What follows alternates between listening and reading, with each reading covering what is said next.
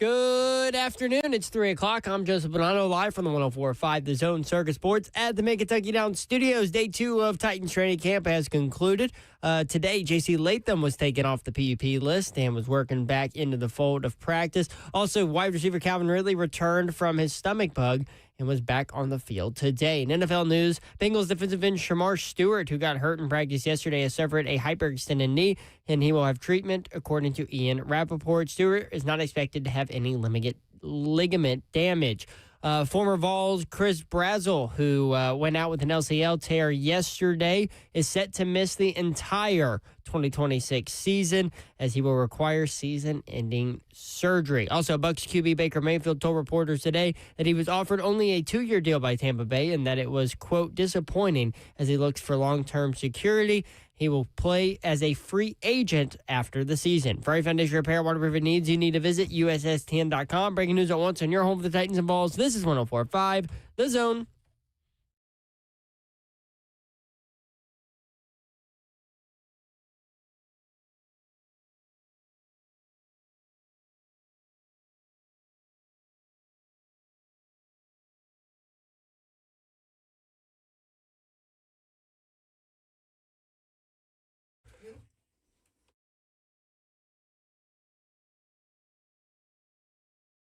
Three HL 104.5 The Zone. Brett Doherty with you on a beautiful Thursday in the Music City. Hope you're having a great day. We'll be with you until 6 o'clock. Got a lot to get to. Titans football, obviously, day 2 of training camp. We were out there. Tyjae Spears, you'll want to hear our conversation with him.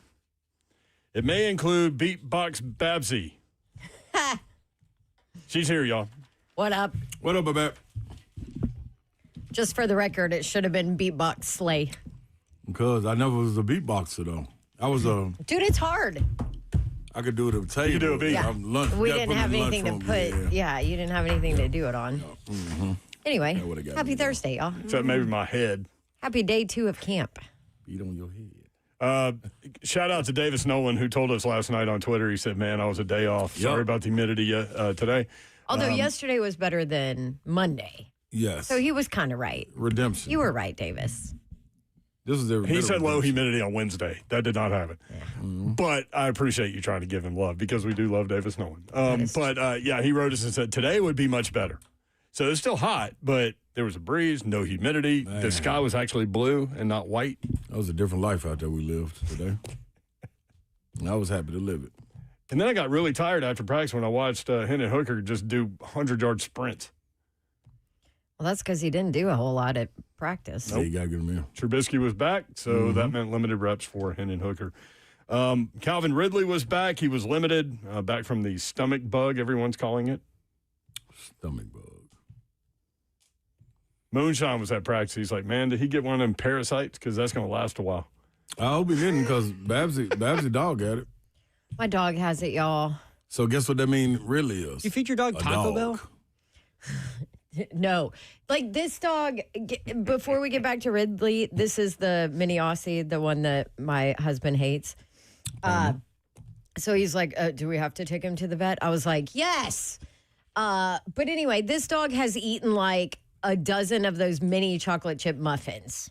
Right? Oh my Dogs and gosh. chocolate, no. I dude. know. It doesn't But mix. I'm just prefacing this with he ate a dozen of the mini chocolate chip. I was like, oh my gosh, he's gonna die. Like my husband was like, yeah, sure, probably is, you know, and nothing, Travis. like not even diarrhea, nothing. He was fine. Nothing phased him.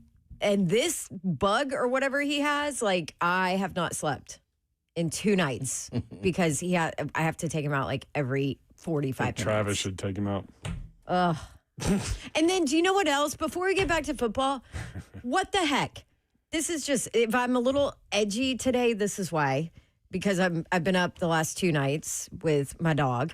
Well, then last night at 2 a.m., the stupid smoke detector starts chirping. Oh, yeah. Why does that never And happen at beeping. noon? It's always at night. Always in the middle of the night. And there's a full moon. You think that's what set it off? Okay, can I tell you something funny? When I took little man to the vet, the vet said, oh, yeah, we do see an uptick in these cases when there's a full moon. I'm like, conspiracy theory, here we go. So, yeah. Anyway, so then stupid smoke detector starts chirping at 2:00. I'm up anyway with the sick dog. And then the other one, the one that wants to eat you. Palmer. No, Patton. Oh, Patton. Big boy. Patton, yeah. Then Big Boy, that is the one thing that terrifies him, freaks him out. So he's up in my bed, in my face, like panting. Like, what is that noise? What is that noise? Oh my God. And so I'm like, oh my gosh, can I just have a normal life for just 12 hours? Yeah, well, Nah. could you, I'd be good with look, 12 hours. I know you love your dogs, but could you imagine if you didn't have dogs? My life would be a lot easier. But I wouldn't get all the love I get from them, Mayor. Yeah. Me and Slay get plenty of love from them, too. Yeah. So the smoke detector I'm thing, afar. they're did like you hit it? really, really high. I was going to say, did you hit it with a baseball bat? No, there's nothing I could do. Yep. It's 2:00 in the morning, and my ceilings are like, what, 12 feet high? Yeah. Don't lay call down, Jay lay down, White. close the door. I'm not getting on a ladder. I'm about to call our faithful at the fire department, have them come replace them. Place a fire. They'll do it. Will they? Uh-huh. Smoke detectors? Yeah. That's They do it part all of the their time. thing. Well, what I've been doing? I don't You know. do it yourself? Yeah, that's doing. There was one that A lot of kept times chirping. they'll keep chirping even if you take the battery out. I'm That's like, what how are happened to you one of doing my this? other You gotta ones. find the, yeah. You take the battery out, and then it's like, beep. Yeah, they're all together. That's because they're all together. I mean, you got the wrong one. It wasn't a really low battery. Listen, so all that to say, I'm going to need Mike from Old Hickory to back the off today. Because I ain't in it. All right, so Calvin Ridley. Calvin Ridley was back out He's there. good. No cyclospora. Mitch Trubisky was out there. He threw a beautiful long touchdown pass. Bryce Oliver. Bryce Oliver got behind the defense. The ball was in the air so long, we literally could have a conversation about it while it was in the air. Like, oh, Bucket. he's behind the secondary. He's got him. Like, look at this. Drop it in. Touchdown. That was beautiful. Yeah. There were a lot of not so beautiful throws by all the quarterbacks. Quarterbacks struggled today, including number one. I just thought defense came with it. Defense came with it. What else? J.C. Latham is off the PUP list. That was great to hear. Yep. So I was talking to Teron Davenport. I think he put it on ESPN that they expect him back on Saturday. Now it's just time to get active. He was Which out is there just running. in time for the fans to check it out. Yeah, he was out there running around the 3 fields.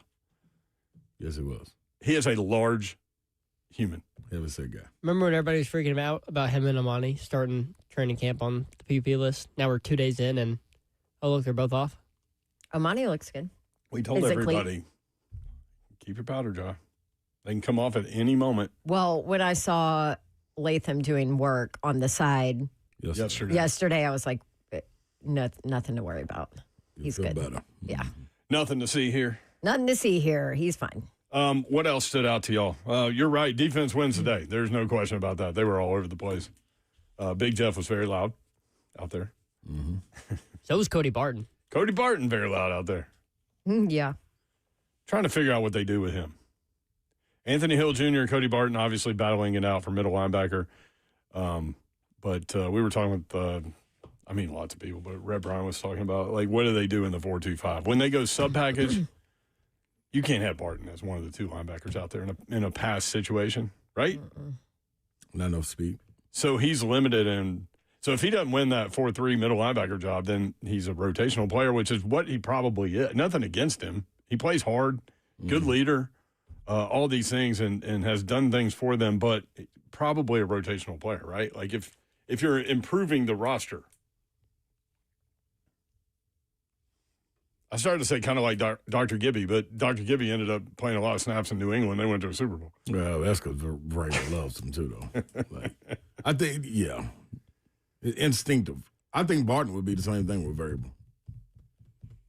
Instinctive guy. You He's know better than what I'm Dr. saying? Gibby, I think. Right? I agree. Yeah. You don't want them split out. You don't need one, but Absolutely. you really don't want them split out. Yeah. I do think that that linebacker group as a whole that they have with Cedric and Barton and Anthony Hill and James Williams and Diabate, like that whole group is really, really deep. Like, I think they're going to have a lot of options and they're going to have to make some tough decisions in that linebacker core. just watching those first 2 days. I'll say this too. Like, it looks like the plan that we've heard about with the defensive line is being utilized.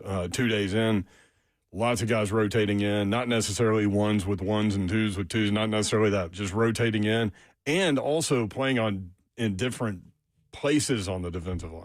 Activity. Like Activity Keldrick and Falk motor. was lining up on the right, the left. The motor too, dog. Motor rolling. For all of them up front. Matching hands, deflections, it's bull rush. They are in attack mode. Yeah. This is, One thing, too, you'll notice the size on the defensive line if you get to go out there, and you do go out there. Another thing, 7 looks like a freak. Just looking at him, Femi Oladejo. Mm-hmm. And that's another guy. Moonshine was like, he said, I said it on your show. Like, I expect a breakout year for him because, and the reason God, was, he looked like that last year, though. but here's He this is his reasoning. This okay? is legit. Go ahead. So he was playing defensive end, gets to the pros. They're playing a 3-4 where he's asked to drop in coverage and all these things. Now he's 4-3 defensive end, hand in the ground, go get the quarterback. And Sala was talking about that today too. He said, we don't ask what we ask of our guys, typically speaking. He goes, if I drop a defensive lineman, there's some coaches on this staff that are going to burn the building down. He's like, that's not really our thing that we ask our defensive linemen to do. We want them to get up the field. And he said, even in like a sub-package situation, like in a nickel, Femi will have like 5 techniques. That's it to worry about. Mm. So for him as a player, it's simplified, becomes a little more normal. And I wonder if he fits this defense better and the defense fits him better. One of the best things for athletes, like physical freaks, because everybody out there is an athlete, but the physical freak guys. The guy you just look at and you're like, holy crap, this dude. Yeah, we used to say, take your brain out. Like, leave your brain in the locker room. We've got what you're going to do. Just do this really, really well, and I promise you, everything else around you is going to be it. Like, we had a big man. Catch lobs, protect the rim. Don't do nothing else. Yeah. Rebound. That's it. Yeah. Like, don't worry about popping out, catching the ball, swing. Nope. Pick, rim. That's Right. it. And you're going to be an all-star. And I think that's what this defense is going to do for him. Man, listen, we've been saying it for long. What you always say, Babs, keep it simple, stupid. Like, Yes. this is one of those, and it makes it easier on the player. Once I get this role and I perfect it, then I can start branching out and showing the arms, you know what I mean, of the other things that I can do. But this right here, let me get this down. And hey, people get paid off this. There's people in the league specifically for this, rushing the quarterback. So Yeah. I would be like, hell yeah, thank you, coach. Yeah, let's go. Like, yeah, matter of fact, let me take my little brain out now. But we always talk about Let me just take my brain out. I don't need it. I don't need this. I know what I'm doing. go that way. I'm on automatic. Out here, go. You know what's great too he's so is fast off the ball, we isn't have Cosell on today, Yeah. and we can absolutely hit on that with Femi and what that'll mean for him. Speaking of Femi, he met with the media today. Cut number 62, Zev Femi on his confidence learning this scheme. Yeah, with this system, you put your hand in the dirt, you go straight. You can't really lose as long as you're coming off the ball. So I'm pretty confident. Still a lot to learn technique-wise, but like I said, if you come off the rock, you got a great shot. I didn't even know that. Like, Simple. I get to go. I can learn that other stuff in a minute, man. Like for me, and I use me for an example. I was different. I had to keep my brain in because I couldn't jump as high as everybody else. You know what I mean? Or as fast. You had to be as smarter. Yeah, I got to be a little smarter. You know what I mean? Work my angles and things like that. But I wish. Believe me, I wish I could take mine out. And I did sometime, probably for detriment to me, but I should have kept it in. But yeah, I'm telling you, dog, made the game too easy. Well, and remember last year there was a lot of talk about how intricate and difficult the defensive scheme was. Yes. I mean, that was the talk in camp, right? Yeah. The half a second to a second that you got to wait to process. Too late. Coach Mack used to say that. Gone. Yep. Yeah. We gone. We looking for One beat late is you might as well not even be on the field. what we talking about? We're looking for a slight edge. A slight edge. That's a sliver. It says a game of inches. Mm-hmm. I watched him off the ball. milliseconds. You feel me? I watched him off the ball today. He is so quick off the ball. Now, he's dude, got a lot to learn, and There's he needs a bunch rest. of guys that are over there. Yeah. That But- defensive line group. Yep, but you talk about off the bus guys. Like if y'all go to practice, you have no idea who Femi Oladeju is, what his number is, whatever. You will notice him. I promise. And you'll be like, who in the hell is this dude? If you're a fan that's going on Saturday, I want to know where your eyes are going to be. Yeah. What you looking for? I'm curious. Because it's a lot out there. There's a lot going on at the Yeah. same time, like that you can kind of pick where your eyes want to be. I mean, obviously, the obvious is quarterback, right? Cedric Gray with a pick today. James Williams with a pick today. Ced Gray was on it. Yes, he He was. was on it today. All right, more 3HL coming up. Ramon Foster will join us. He was out at training camp today. We'll talk with Big Savagery next. Ramon Foster, 3HL 104.5 The Zone.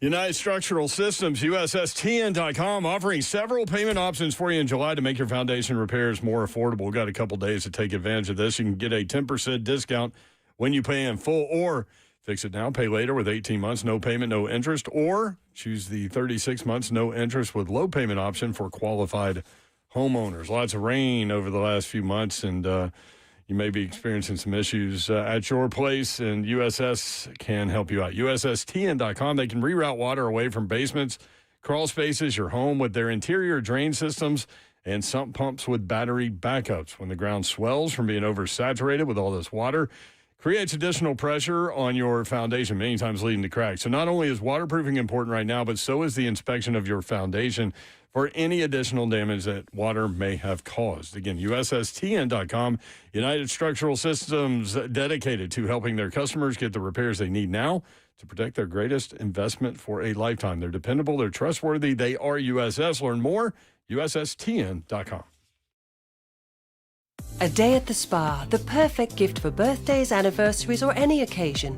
Lavish and luxurious, yet affordable. A grand gesture, yet simple for you. The gift card from A Moment's Peace. Give her the gift she won't buy herself. An escape, a bit of luxury. Something special that shows more than just words.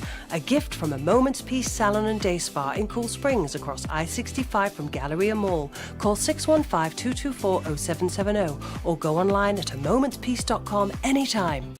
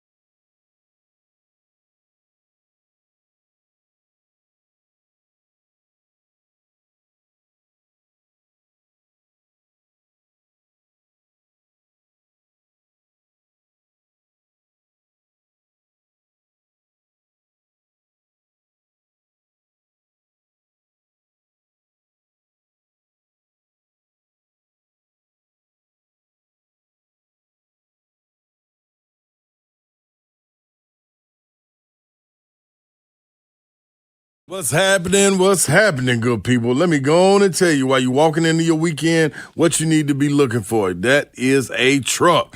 Yeah, Mid-10 Ford, they got you covered. They're going to take care of you. All you got to do is slide in there and let them know, hey, man, Big Slay told me.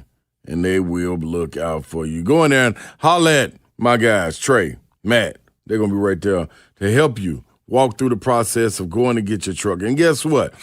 It's nothing that's going to be pressure, no high pressure, just low pressure approach, no gimmicks, no pushy sales tactics. That's not what they're about. They're about getting the job done and getting you comfortable and understanding exactly what you're getting into. It's a one-stop shop. If you need service, Mid-10 Ford, they got you covered. They are the ones you need to be looking for. When it comes to the right vehicle, they got you covered. Even a body shop, service, financing, sales, they got it, all of that. All you got to do is go to 1319 Foster Avenue. Visit mid10fordtrucks.com.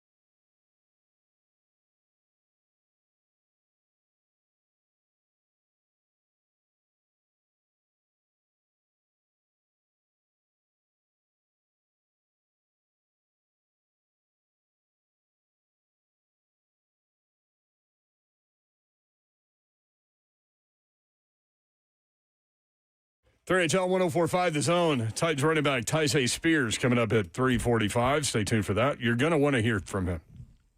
Talking about the offense, Cam from year 1 to year 2.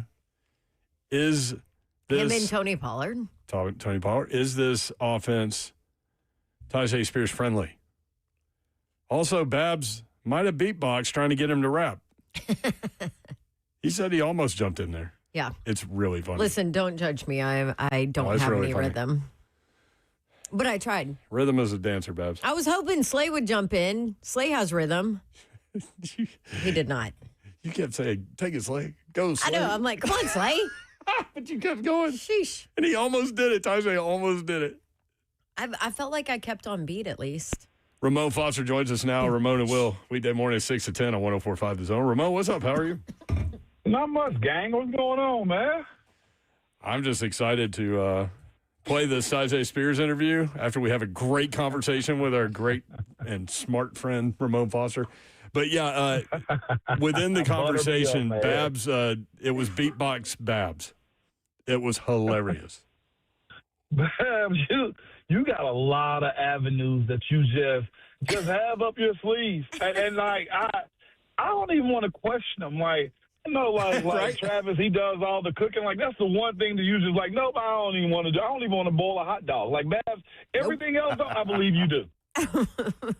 Not well, but maybe try. Yeah. She's arts and craftsy.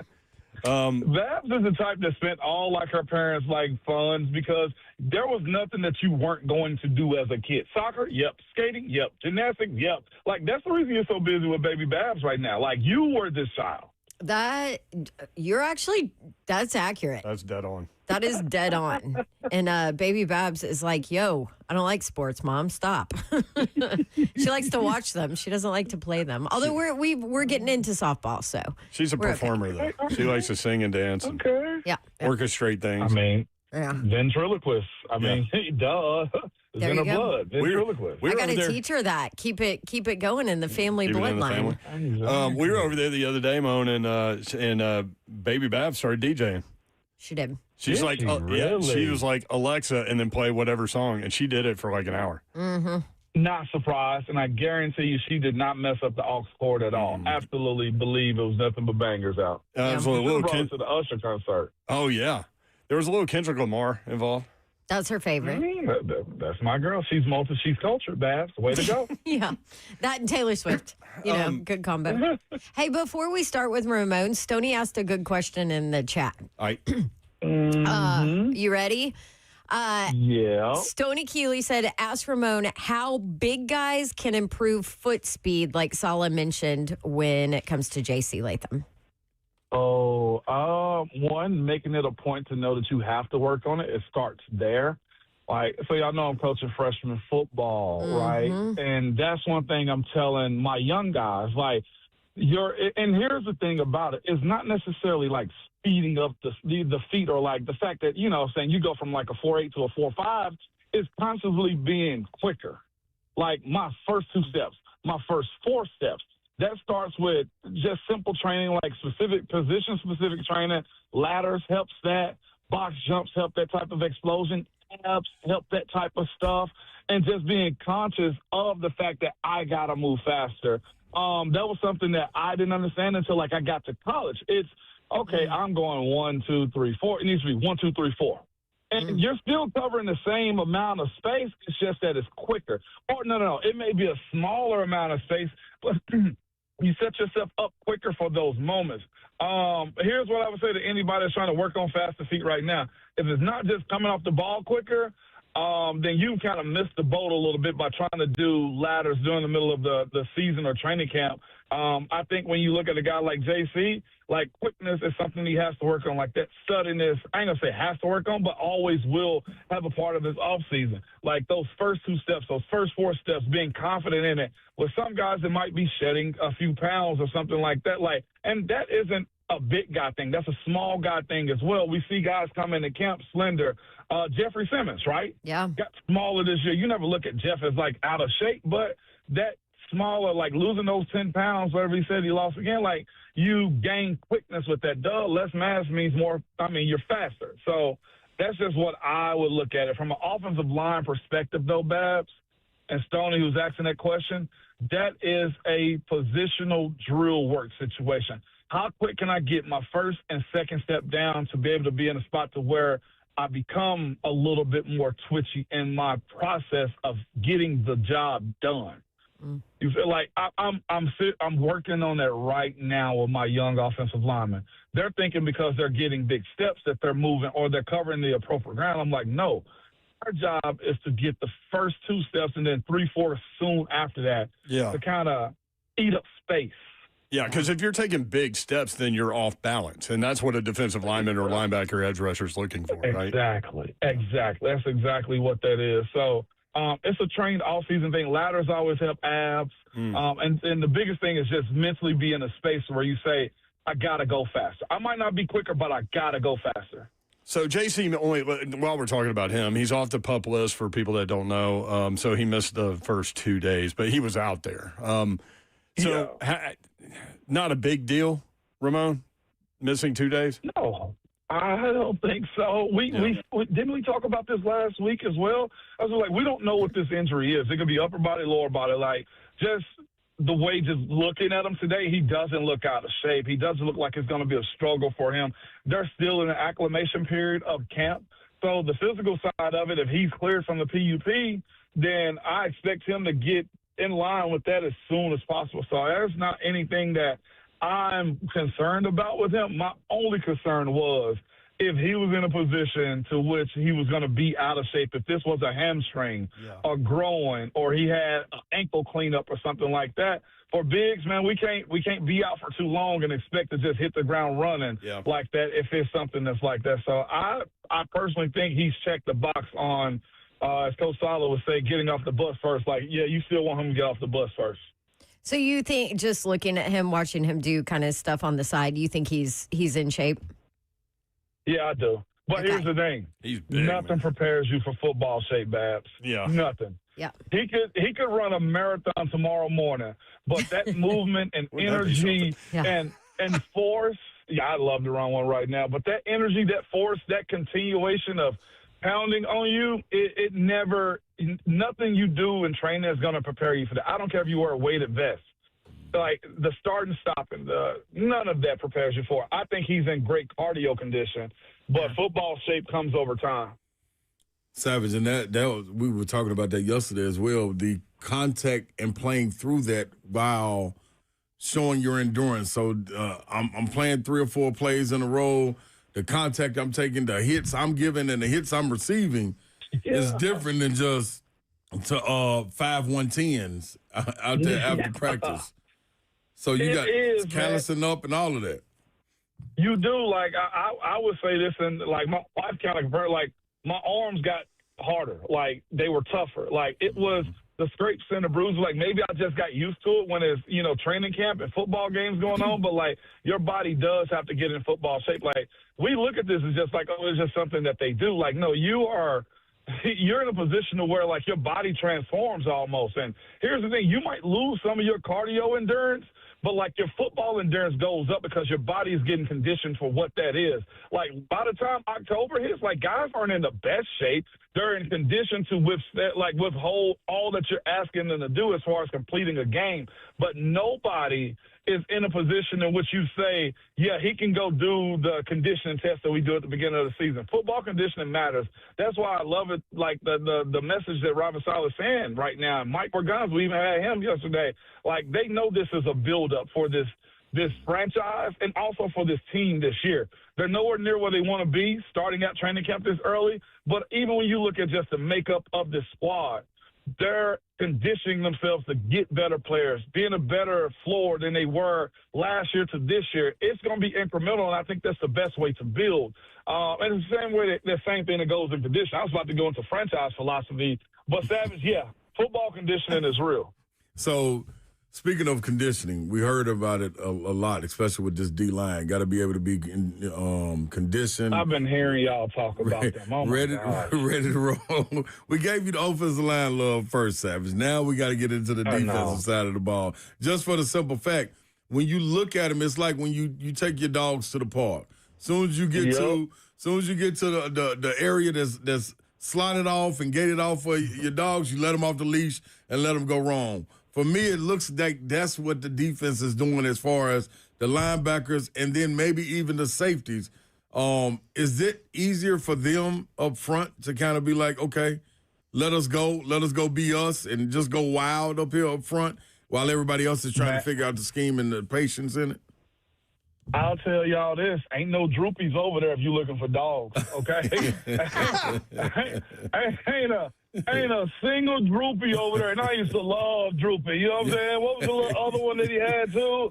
Oh, my gosh, used to love Droopy, okay? Yeah. This is more like Mighty Dog, okay? Like, this is, what was the little Scrappy Doo? Like, Scrappy Doo. Little Scrappy Doo. Mm-hmm. Like, they got a bunch of them types over there. Like, you know the barking, like, ankle biter dog? Yeah. That like all day long, it's that attitude and a bunch of pit bulls. Yeah, like there's watching them today on the drill that's slated for them to split double teams. They have a coach who they are abusing. Do you guys hear me? I feel so bad for him. They are abusing him. There's a pad. There's a coach holding the pad, and the lineman got to split that pad and a video of it. That poor guy. He was getting hit in the side of the head on every rep, and then got knocked down like 3 times. Yeah. We need to find out who it is so we can give him some love. Yeah. It's either Raheem or Shaheed. It's one of them. I forget what it was. But to get to that point, all they care about is going north and south. Yeah. To hear Coach Aaron Whitecotton speak about his demands for that group, how you got to go penetrate. That's why, like, I'm looking at the linebackers a little bit differently. Like, when you look at, and I explained this a little bit on our show this morning, like, when you look at Drake Greenlaw and, like, I'm just going to the 2 biggest guys that he's had, and Fred Warner, when you got guys who are athletic in space that can eat up all of that space in those zones that they're supposed to be in, that's why those guys are Pro Bowl types of guys, and especially Fred Warner and All-Pro, one of the best linebackers in our era right now, because you got to be able to run side to side. You got to be able to go hit. You got to be able to close out on blocks. And if you got speed, you got awareness, you got good coverage skills, you'll thrive in this defense right here. I'm watching these guys, man, like James Williams today. I'm not sure if y'all talked about it. Got a pick. Yep, you did. Right? Because he's used to the space. He knows how to drop because he's a former safety to get to his zones. And if you are looking at the rush or feeling the rush, that's the genesis of what this D-line is providing. And I hated it as a player, but watching it, I smile because I do know the hell that the O-line is going through. Every play you have to be on. The moment that you slip and take just an ounce of concentration off of this D-line, they're gonna hurt you. Like, it's just that simple. And that's why you're hearing Coach Salah say if he gets rid of any defensive lineman, the coaches are going to explode the building or blow the building up. It's because he knows he needs a continuation of bodies if you're going to run this style of defense. I used to think like, this is, the defense is surrounded by the linebackers. Not in this one. This is a defensive line opportunistic heaven.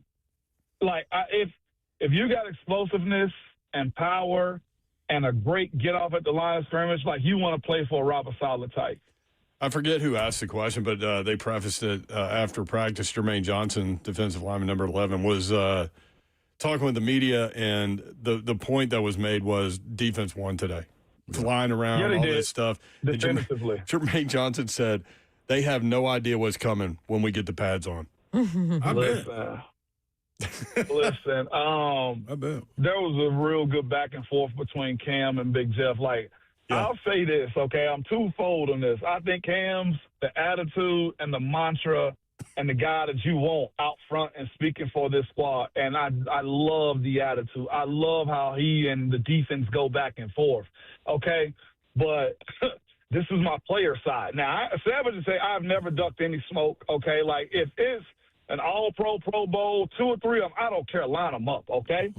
But there is, as a teammate, a point that you have to just say, we working today. We're good. You and you going to go hard, I'm going to go hard. Yeah. What I don't need from my quarterback is him poking the bear. And that bear is Jeffrey Simmons, okay? I'm looking at Cam like, Cam, leave Jeff alone. Let your guys get better up front just on the basis of his iron sharpens iron. You don't need Jeff ticked off. Yeah. Now, it's funny watching them go back and forth. And the only reason I say that is when they decided to turn it on in that last period, the offense, it just was like, yep, we know who's doing push-ups at the end. Savage, you saw it. Like, it was, I don't want to say it wasn't close because plays were still made, but Jermaine's right. When they put on pads and decide to go, it's either going to force this offense to grow up really fast and be prepared on game day,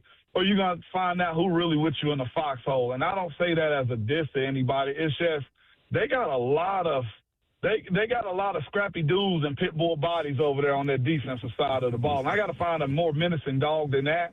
But what I'm getting at is nonstop energy. You think just because Jeff went out and John Franklin Myers went out, okay, well, heck, here's Solomon Thomas. Yeah.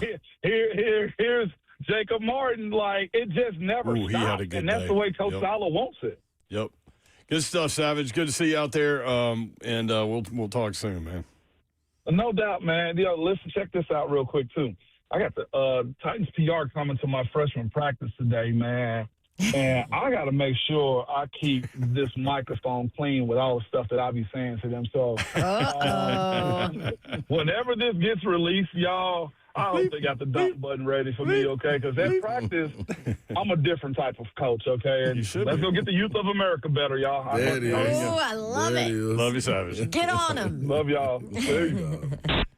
Oh, there he goes. That was awesome. He That was a kidding. mic drop. He wasn't kidding. All right, off to practice. When we come back, our conversation with Tyjae Spears. You're going to want to hear it. That's next. 3HL 104.5 The Zone.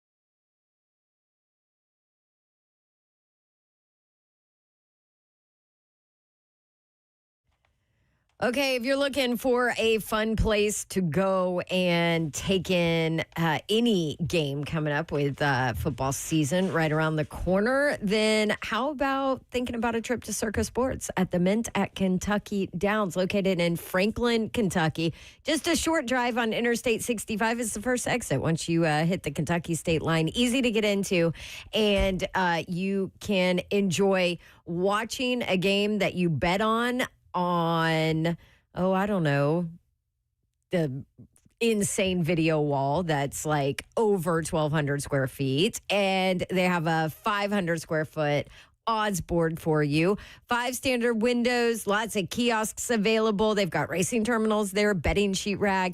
It is awesome. The Mint at Kentucky Downs, the permanent retail sports book there for Circa Sports. 2 stories and every single detail crafted for you, the ultimate sports fans. Seats over 200, by the way. You can make reservations if you want to pick a seat.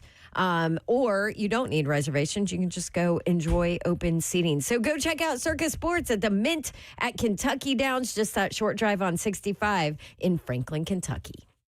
What is happening? It's time for We Grow Hair. That's right. PAI Medical coming to the rescue. You're sitting there looking in the mirror. You're like, golly, I keep on combing it over.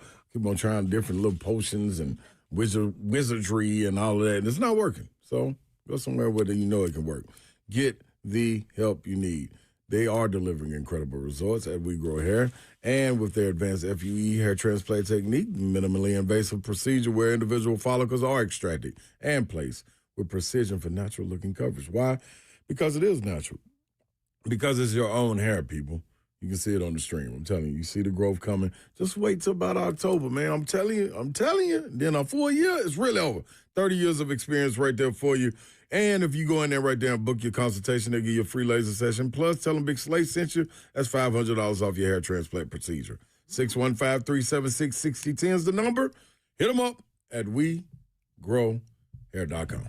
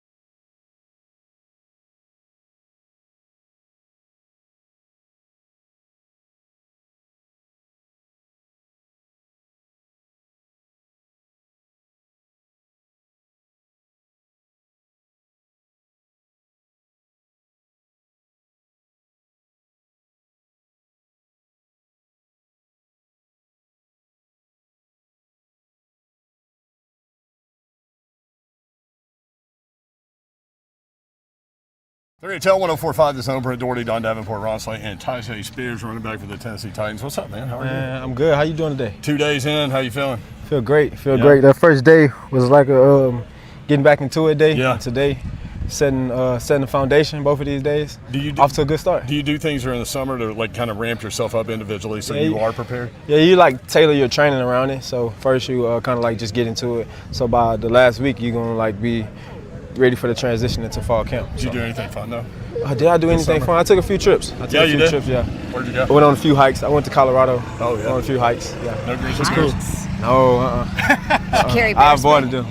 No, I avoided them Grizzlies bears. I wasn't trying to. Feel like I can win, but I ain't trying to see that fight. That's right. Not right now, at least. All right, so everybody wants to talk about this offense, new coaching staff, new scheme, all the things, and another year for Cam Ward. Where have you seen him different this year so far? Just going through his progressions, he looks more comfortable back there. He's taking charge as far as in the huddle, in meetings. Well, first starting meetings, he's taking charge of his offense like he's supposed to. So he's going through his progressions the correct way, and he coming down to the check down. So yeah, he's doing a good job.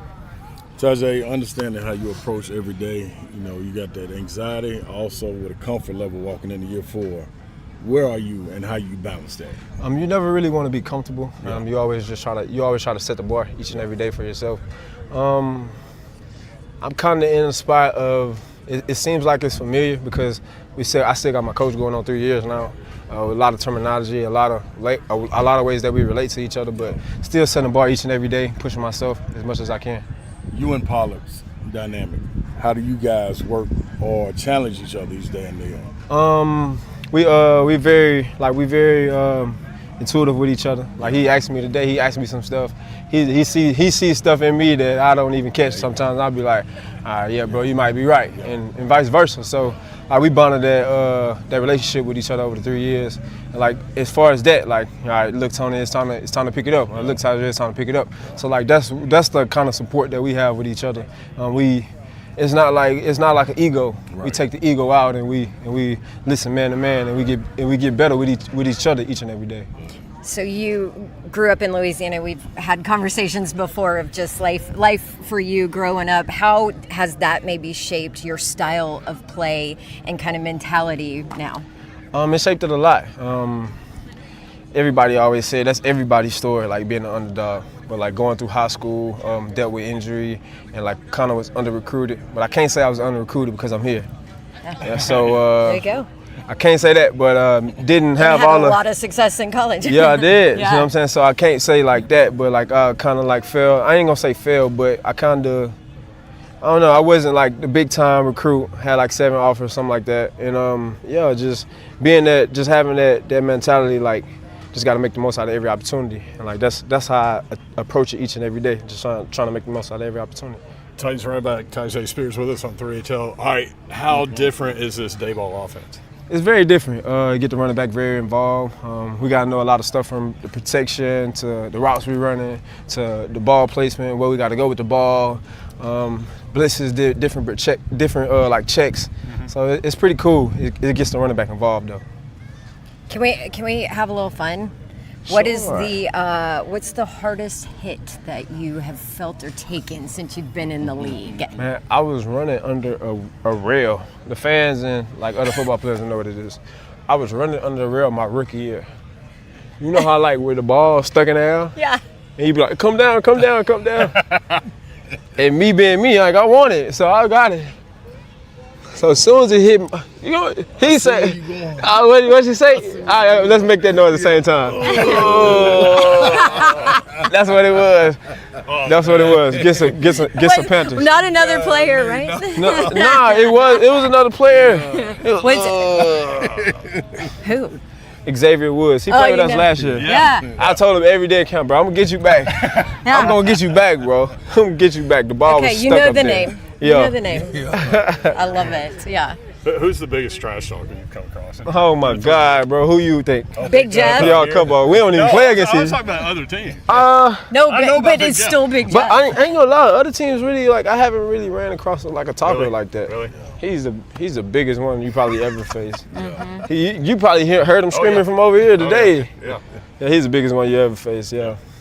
All right, so wrapping it up here, just as far as health I know frustrating for you, battling some injuries here and there. Like, where are you, and have you done anything different to kind of get through that? I have. I just, I think I took a mental approach. So like I just, just like kind of like, what the word is, took apart my mental, like trying to like departmentalize different things, breaking down my mental, like just going into this season more smoother, like taking the pressure off myself, and like, what I'm saying, putting the pressure somewhere else. But pressure is good, because I ain't got no pipes to bust. That's right. So I'm gonna make a diamond. It's time. No, it's it that is year, time. right? It is time. It's perfect timing. Hey, one more thing. It's What do you perfect do outside timing. of football? What do I do outside of football? I like to bowl. Yeah. What else I like to do? I like to putt shack. I don't really like to golf. Golf's too long, bro. It's fun. Yeah, I'm saying, because you gotta be precise with it though. Yeah. I be going to It has fun things, too. Tiger Wood, Pop yeah. Stroke. Yeah. I be going there. What else I do? I like to listen to music. Kind of about to start making music. I like beats and stuff. Yeah, beats. What else? Can you rap? Music City. Come on. Like, do Yeah, you I can rap too? rap. Okay. Yeah, I can rap. Make a little rap for you. Yeah. Right now? Yeah. On the spot? What do you think? I can't that do might it. be hard. I can't right Wait, now, come but I on. Can probably you give him a beat, Slay? Like, You want me to go on the lunch table? Oh. You put him on the lunch table. You got it right there, Babs. Beatbox Babs. Oh, Young Spears, go get him. I can't do it. I can't do it. I can't do it. I I was finna do this. I was finna jump in there. that's all right, Tasha. I was out of breath. I was finna jump in there. Hey, no doubt. Awesome. Well, we're certainly pulling for you. Just this year. if you didn't have fun all day, I did. That's right. So I hope you Thank did. So we did have fun. There we Thank go. you. Yes, there That's he our is. goal. All right, Tajay Spears. More 3HL coming up.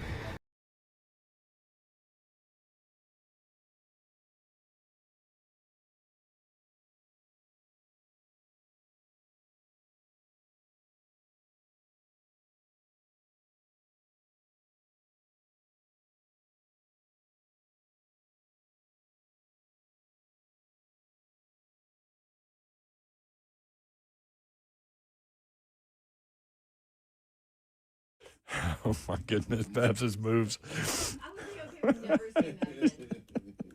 Brentwood Jewelry, man, if you missed it, we played the video on the chat, so always advise you to watch the show live, YouTube, Facebook Live, Twitter, and Twitch. That was amazing. That was amazing. BrentwoodJewelry.com wasn't as great at the moment. I mean, it was great in the moment, but not that great.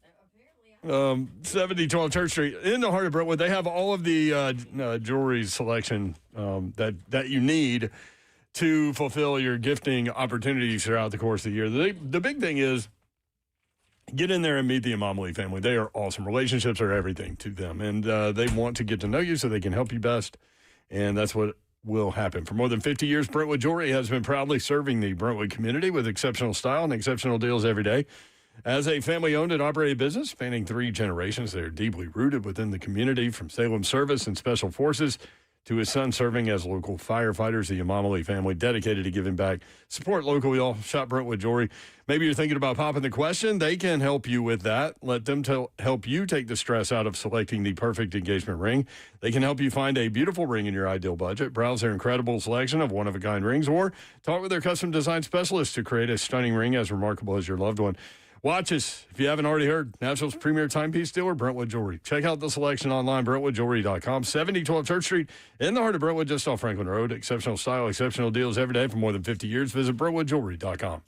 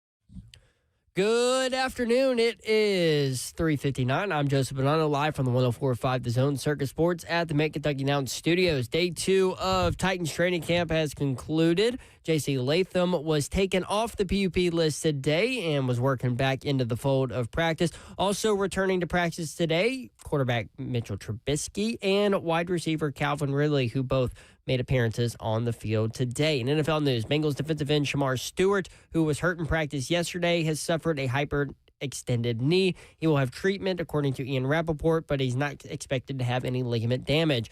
Buccaneers quarterback Baker Mayfield told reporters today that he was offered only a 2-year deal by Tampa Bay as they were trying to work for an extension on him, and he felt disappointed as he was looking for long-term security. Also, former Vol Chris Brazzell will miss the entire 2026 season with an LCL tear that will require season-ending surgery. For all foundation repair, waterproofing needs, you need to visit USSTN.com. Breaking news at once, and your home for the Titans and Balls. This is 104.5 The Zone.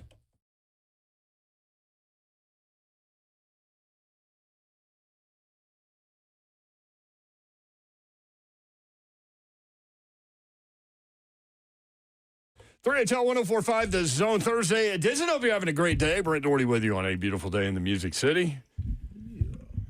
Got my teammates with me. Beatbox Babs is over here. Oh, my gosh. That was something. I thought you did a great job, Babs. Twitch, please. I thought you did a great job. I love it when you go on out there like that, Babs. Let's go. Yep. I like it when you do that. Listen, it wouldn't have been as bad if there was not video with it. Your movements. I mean, I kind of stayed on beat.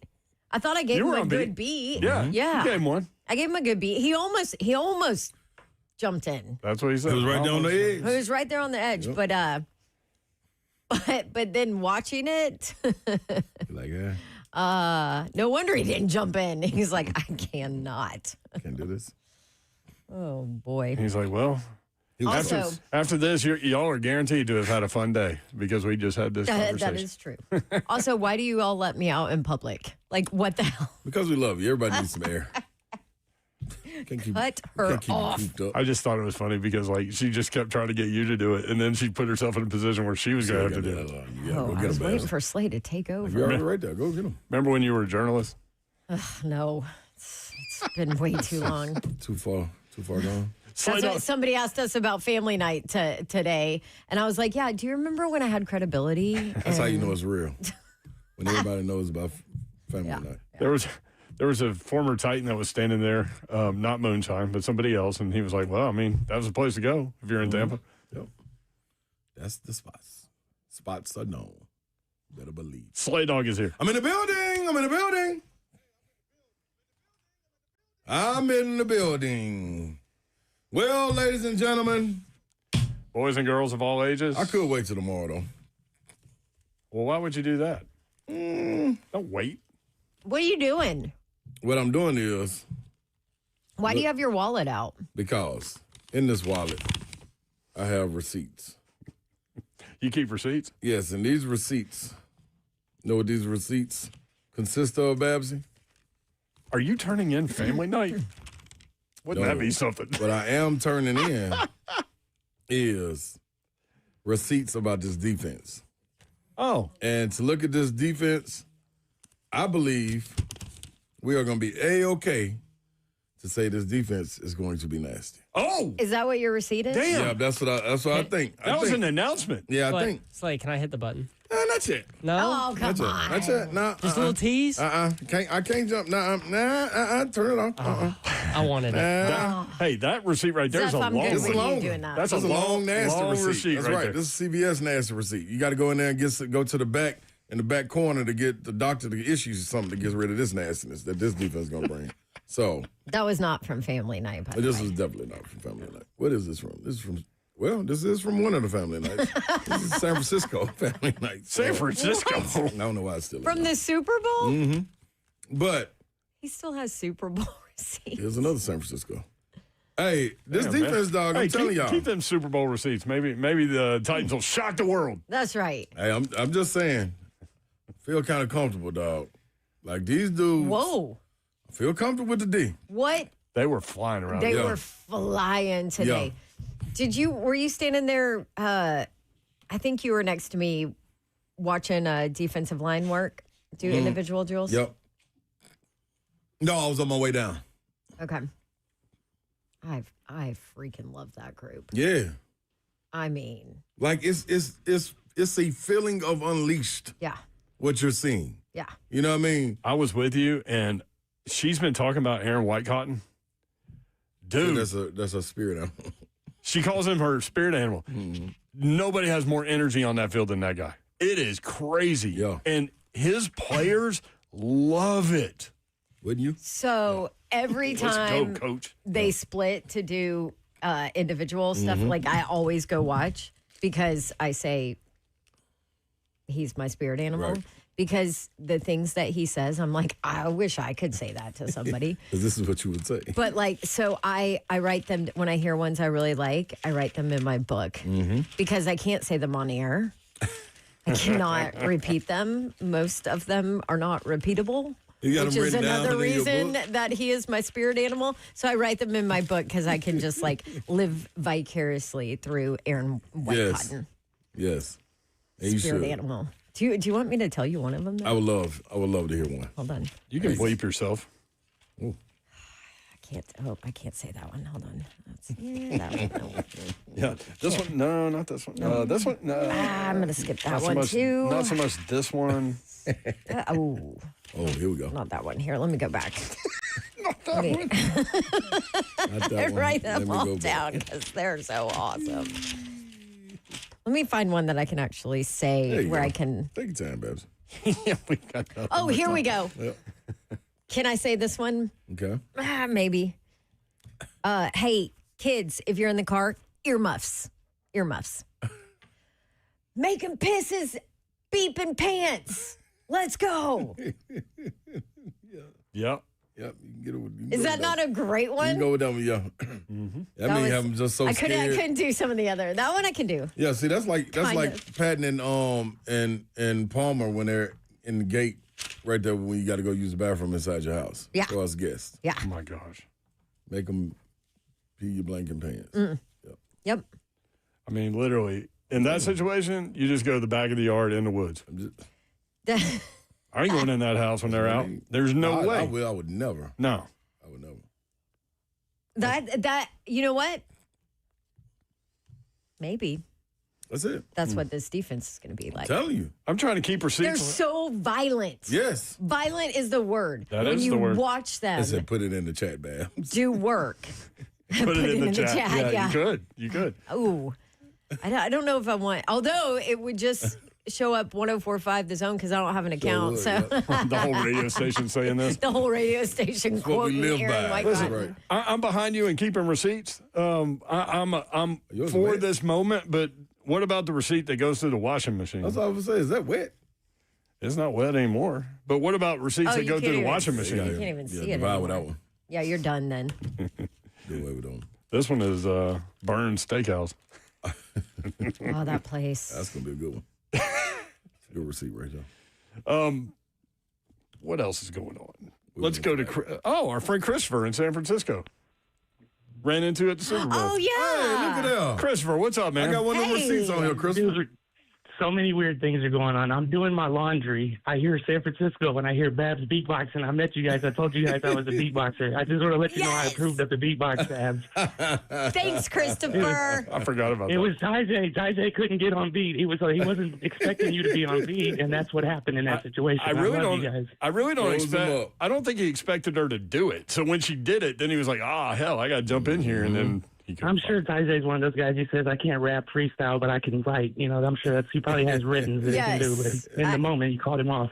I know that wasn't fair for me to do that, Yes, but it was. he No, knew it's he completely- it's knew I was completely about to ask though, and he was about to jump in, but then I'm going to give him benefit of the doubt here and say that he saw my dancing with the beatboxing and was like, "Hell no, I'm not doing Yeah. this." But I told you guys I'm always listening. I love you guys. I appreciate everything you do. And tighten up. I'm excited for this year. So And they'll be out there what soon. you guys are saying. Yes. They'll be You out there guys soon always for do joint that. I'll practice. be at the practice. My buddy Yeah. Jim Wyatt. All right, I'll be seeing Jim. He's my boy. That's Yeah. awesome. Love that. He'll be there. Yeah. Thank you, Christopher. All right, Good, Glad Tighten we up, got guys. to Take meet you, care. Christopher. Yeah, that was awesome. good hearing from That's you. dope right there. He said he always listened too. He ain't lying. He's like head bellman at one of the elite He'd hold it hotels down, over there. man. That's what he is. He's awesome. We ran into him on the street. Yes, we did. Did somebody Who's have crossing? a drink? Somebody had a drink. One of y'all did or something, and he was Maybe, like, "That's yep. 3HL." Yep. We was crossing the street. He heard the voices. Crossing the crosswalk. Yep. Yeah, I cross the street when I hear the voices too. You should. Especially out there. What was that when you pulled out? You were like, "Oh, Tell Ricardo Steakhouse. Good spot up in Harlem. oh!" I was like, "Ricardo's." When we go to Ricardo? Yeah, this is a nice bill right here too. Former Tennessee wide receiver Jason Swain, VFL, is the new color analyst for the Vol Network. It'll be Mike Keith and Jason Swain on the UT football broadcast. Josh and Swain 11-2 on the Sports Animal in Knoxville. He also does the Swain event. He will join the show tomorrow at 4:20. That's gonna be good, man. And he'll be on with us throughout the year talking Tennessee Dope. football. Dope. But Swain. yeah, that's awesome, isn't it? He's been working for the Vol Network for 5 years. He was an incredible player at Tennessee. Loves the Vols, and it's been great to watch his broadcast career blossom. Great opportunity for Swain, man. Great dude, Proud. really smart, and yeah, great opportunity. Yep. He'll Go he'll do it justice, Swain. man. He will do it justice. Go Swain. That was cheerleading Babs. Go, Swain, go. We need to have all these dolls made: cheerleading Babs, ventriloquist Babs, beatbox Babs. And then going to jail, Babs, because she took Zeffy out for playing that stupid drop he's had for 4 years now. You were literally just cheering on a Vol. That is true. I was just shortening it into being a little bit more broad. Going to jail Babs. I think. Hey, speaking of, heads up if you're out in the Cool Springs area. Apparently, two guys speaking of tried to, speaking of jail, tried to rob an ATM and did not succeed. And then in their getaway car, they flipped it, and now they're on the run. There's helicopters looking for them. So be safe out there. By the way, there's a picture of one of the alleged suspects, and he has no shoes on. You're not robbing an ATM with no shoes, right? Maybe that's why. Maybe that's why he's robbing the ATM. Maybe Yeah, he needs some shoes. I don't know. And you know where you mean- can get some shoes? Not at the ATM. No, in the but store. Can get some shoes with the money from That's the right. ATM. He's trying to get the ducats. Jared Flintstone. Our ATMs are like the hardest thing to rob. I mean, they're like so it. secured. There's Heavy cameras as all heck. around them. There's like immediate. I don't know. Why you go rob an ATM? I don't think there's a lot of thought that went into this. Yeah, you're probably I'm right. just guessing. Could've I don't know. Couldn't Also, what'd they do? They chain it like to their car this guy and was try to running. pull out. Oh. I thought he could pull it. Or Yeah, something. they said that two of the guys ran from the escape vehicle. But yeah, the picture that Babs had, like, it doesn't look like he has shoes on. Nah. It's gonna be a short chase. Yeah. One wrong little pebble. You step on, it's over. Right? Well, that'll break you down. It's like a Lego at night. Oh, it's like a Lego or these little That's why you don't have Legos in your house. Polly Pocket crap that Yeah. baby Babs has. Polly Pocket. Yes. This is a circa. What's that receipt? This is a circa game-winning ticket. Oh, you still have that? Yeah, but That it's, was like from you can't Tennessee even read basketball. it. I know, but I can see it. That was from Tennessee basketball Hey, if last they year. can't wasn't scan it? that code, you Or ain't getting football. paid. But you can see the code, but I don't know how to preserve it from this point on. What you 'Cause need to it's do is stick it continuously in an fading. envelope and mail it. It's gonna be too late. How Well, much did you win? To collect $381.80. Slay! I know. That's a lot of money. I know. I Yeah, don't know what you to can do. give it to this guy to get some shoes, and then you can run. You can still see the number, so they can type the number in. But I don't know how long this will last. Fold it back up in my wallet. You had when did that get placed? we got 'Cause you have 365 365 days. Yeah. We We should were be in going out there Vegas. soon. Put like a notebook piece of paper around it, and it will protect They it. about to call him. A It's notebook. going to get there. They're going to call him and be like, dude, we can't read the code. Put a You're notebook done." piece of paper around this. Yeah, that way the notebook paper will take whatever abuse your wallet gives. Why not just put it in an envelope I mean, or a plastic bag? that's what Bab said. Plastic bag. Yeah, plastic bag will Put it work. in a plastic little bag. baggie? Put it in a little Ziploc. I don't You have want it. me to bring? I'll bring you one. Okay. Jeez. I mean, What are we doing anything here? could happen overnight, Babs. People out here trying to rob ATMs with no shoes on. They might try to get me, walk into the car for my 381. You know what you can get for 381 out here? I'm going to put in this low. Mario Patterson in the chat. Memphis people would never. I like DeMario. That's my guy, man. All right, Greg Gutselko up. He suggested we start out by talking about Salah's scheme on defense and what he's trying to do positionally there. So we'll do that. That's coming up. Stay tuned. 3HL 104.5 The Zone.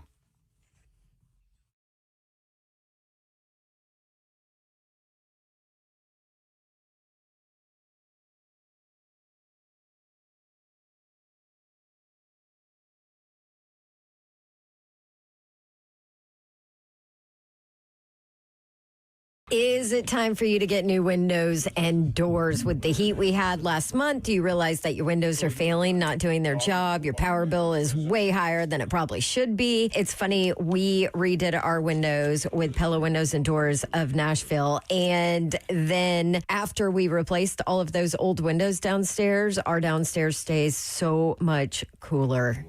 Huge difference. I always thought, oh, yeah, I'm sure that makes a big difference, right? It really does. Pella Windows and Doors of Nashville can help you out, too, if that's where you are. And you might be surprised to learn how affordable replacement windows are from Pella Windows and Doors of Nashville. Even more affordable with the Dawn deal. And for the month of July, it's 60% off Pella certified installations and 0% APR for 36 months. All you have to do, tell them, hey, I heard Dawn talk about the Dawn deal, and I'm going to need you to give that to me, and they will do it. You can stop by one of their showrooms in Franklin or Hendersonville, or give them a call at 249-1910. But the easiest way is schedule a free consultation. They will come to you. Check out the Dawn deal, and you can do it at PellaNashville.com.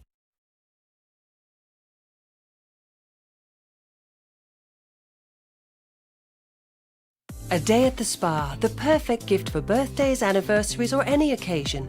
Lavish and luxurious, yet affordable. A grand gesture, yet simple for you.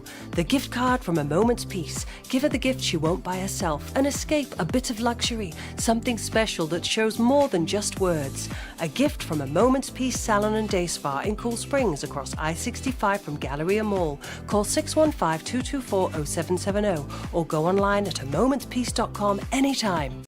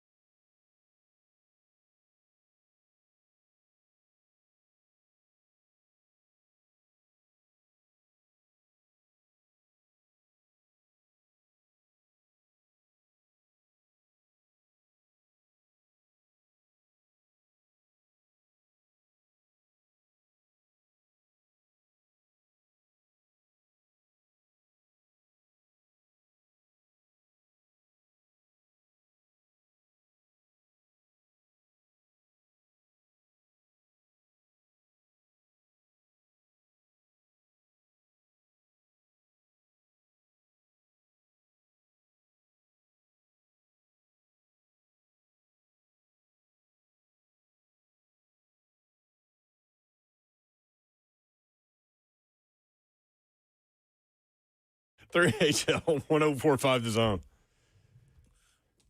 Billy Strings, F? What's wrong with Billy Strings? I say got a hot chocolate before that came on. Get me ready.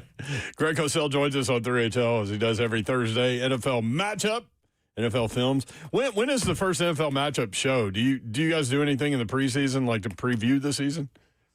No, it'll be the first Saturday morning of the day before the first Sunday. Yeah. So the two games, Wednesday and Thursday, will not be in our show, and they're actually very big games.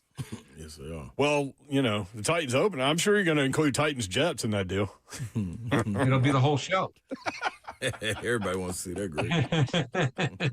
You set yourself up for that one, Brent. Oh, intentionally. This is what I do. I'm a little point guard over here.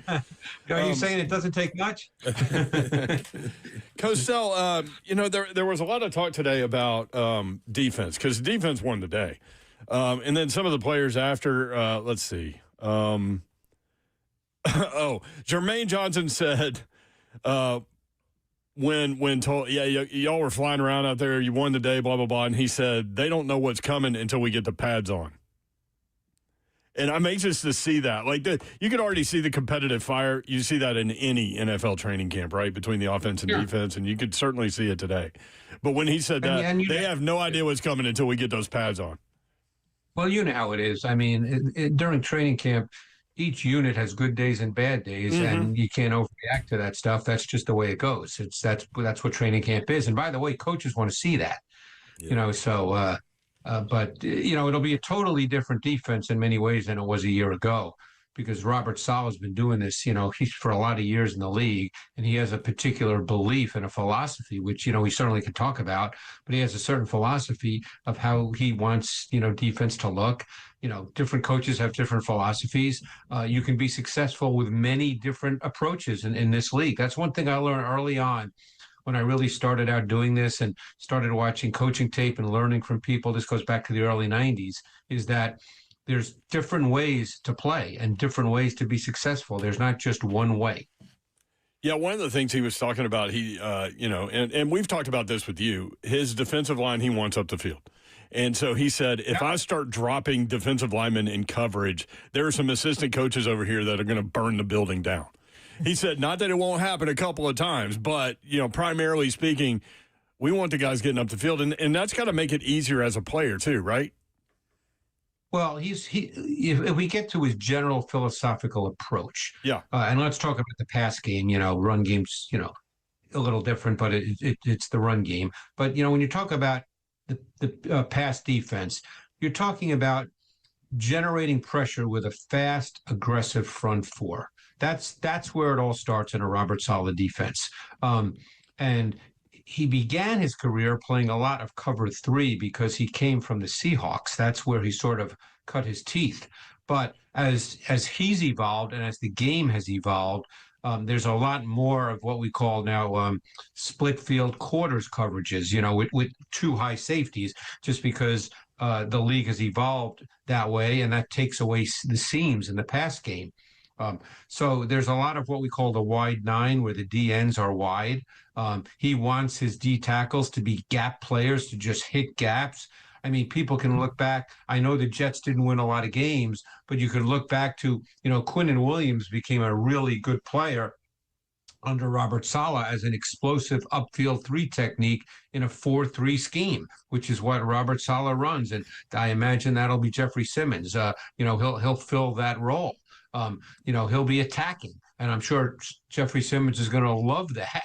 The whole premise, I don't like to use the word simple, because nothing in the NFL is simple, but a lot of coaches believe that you don't want to make the players overthink so they can play fast and physical and violently without, having so much going on in their head. And that's kind of the way Robert Saleh sees defense. Yeah, he's said that often. Fast and violent and physical is what they want to be. Well, I was talking with Mark Mariani about Femi Oladejo. He loves him. He says, I think this is going to be a breakout year for him because of what he was asked to do was different than what he was asked to do in college. He's trying to figure out drops.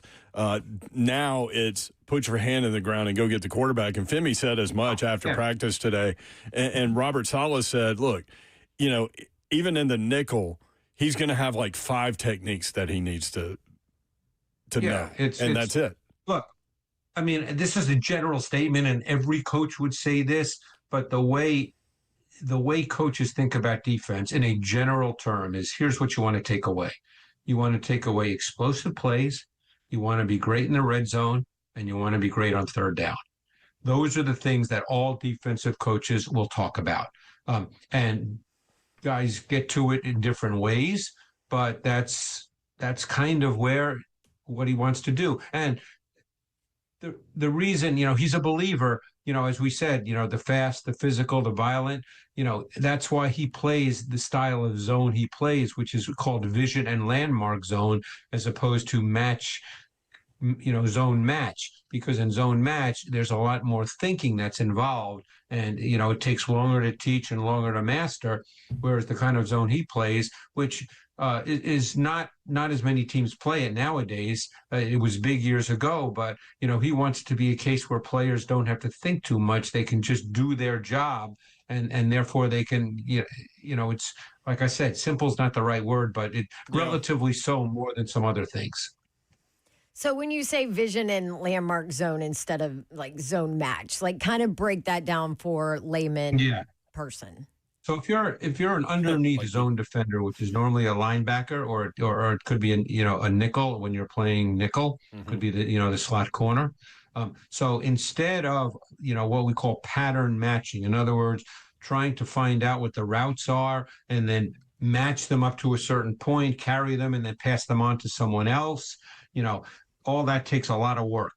That's sort of like the Vic Fangio scheme, which is in vogue in the league. What Robert Saleh prefers is, what he wants his underneath zone defenders to do is to drop to a spot, eyes on the quarterback.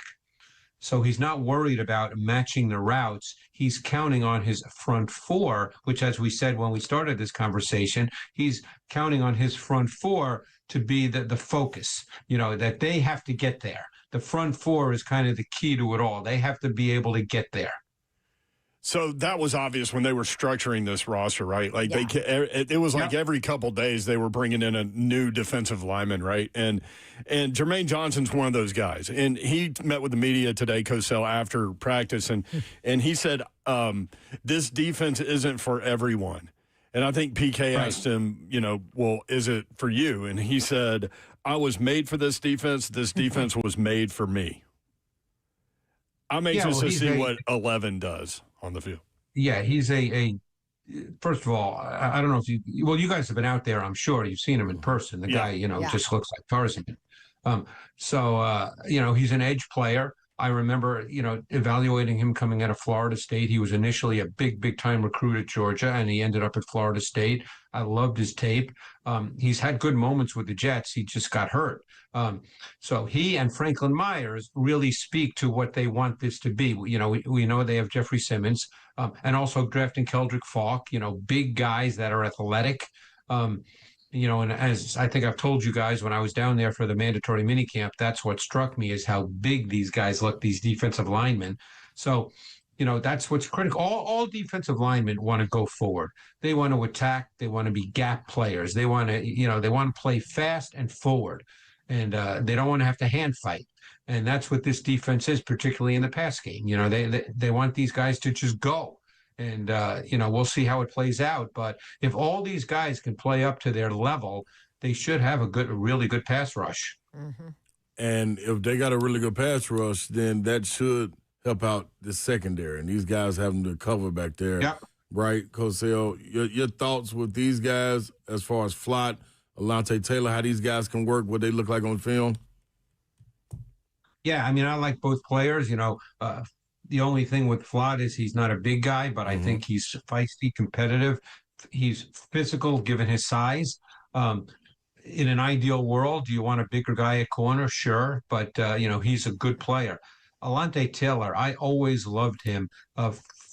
Going back to watching him at Tennessee, and I remember speaking with the GM about him, and back about when he got drafted, and just saying that this guy is a really good player. And he was really good in New Orleans. He played both outside and the slot. They'll play him outside.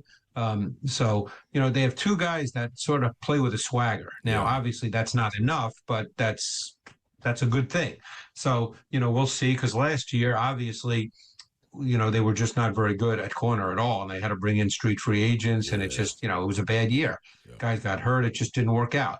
So hopefully, those two guys stay healthy, and they'll be their outside corners. That's a great point on Flott. You described him perfectly, because when that front line gets home, we saw it today. He was, I believe, matched up on tape. It was a back shoulder throw that was underthrown a little bit, but because of him being inside of his jersey, he was right there to get a PBU. So everything you just said right there, we're seeing it, Coach Hill.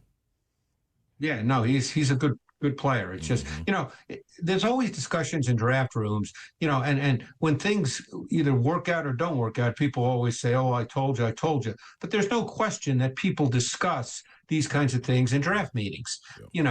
Like I said, Flott was a good player at LSU. I mean, I really liked his tape, but you have to decide when you draft him, what is he for you? Because he's probably in the 180-pound range. And not that there aren't other corners in the league. I mean, Denzel Ward's probably a top 5 corner in the league, and he's probably 182, 183 pounds. So it can be done. But that's a conversation you have. Yeah, Flott was talking after practice about his relationship with Alontae Taylor. He thinks the world of him, and he said, we help each other with our game. And he said, Alontae Taylor's really physical and up on the line of scrimmage. And he said, I tend to back off the line of scrimmage, so I'm trying to learn that from him. And I thought that was interesting. Yeah, well, when you're a smaller guy and you want to try to be physical and play press man, your technique has to be really right on, because you're just not big enough to do it as a physical player. It's not like Patrick Surtain, who's 6'2", 210. When you're Flott, who's probably, 180 pounds, it's all technique, because, other guy, when you play against big, wide receivers, like let's say it's a Puka Nacua type, he can just push you out of the way if you don't have good technique. Yeah.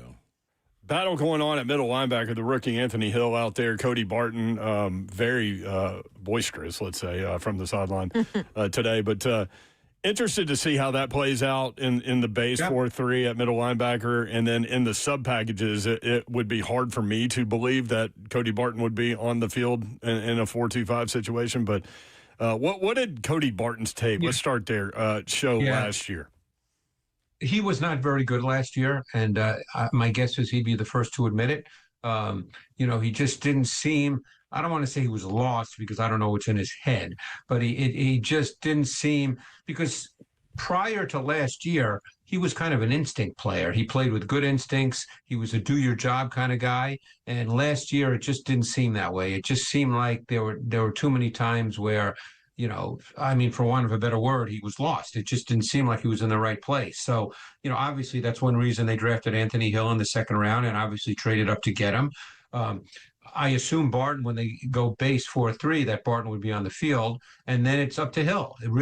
It's up to Hill to develop to the point where the coaching staff feels comfortable putting him out there in the 4-2-5. That's on Hill now.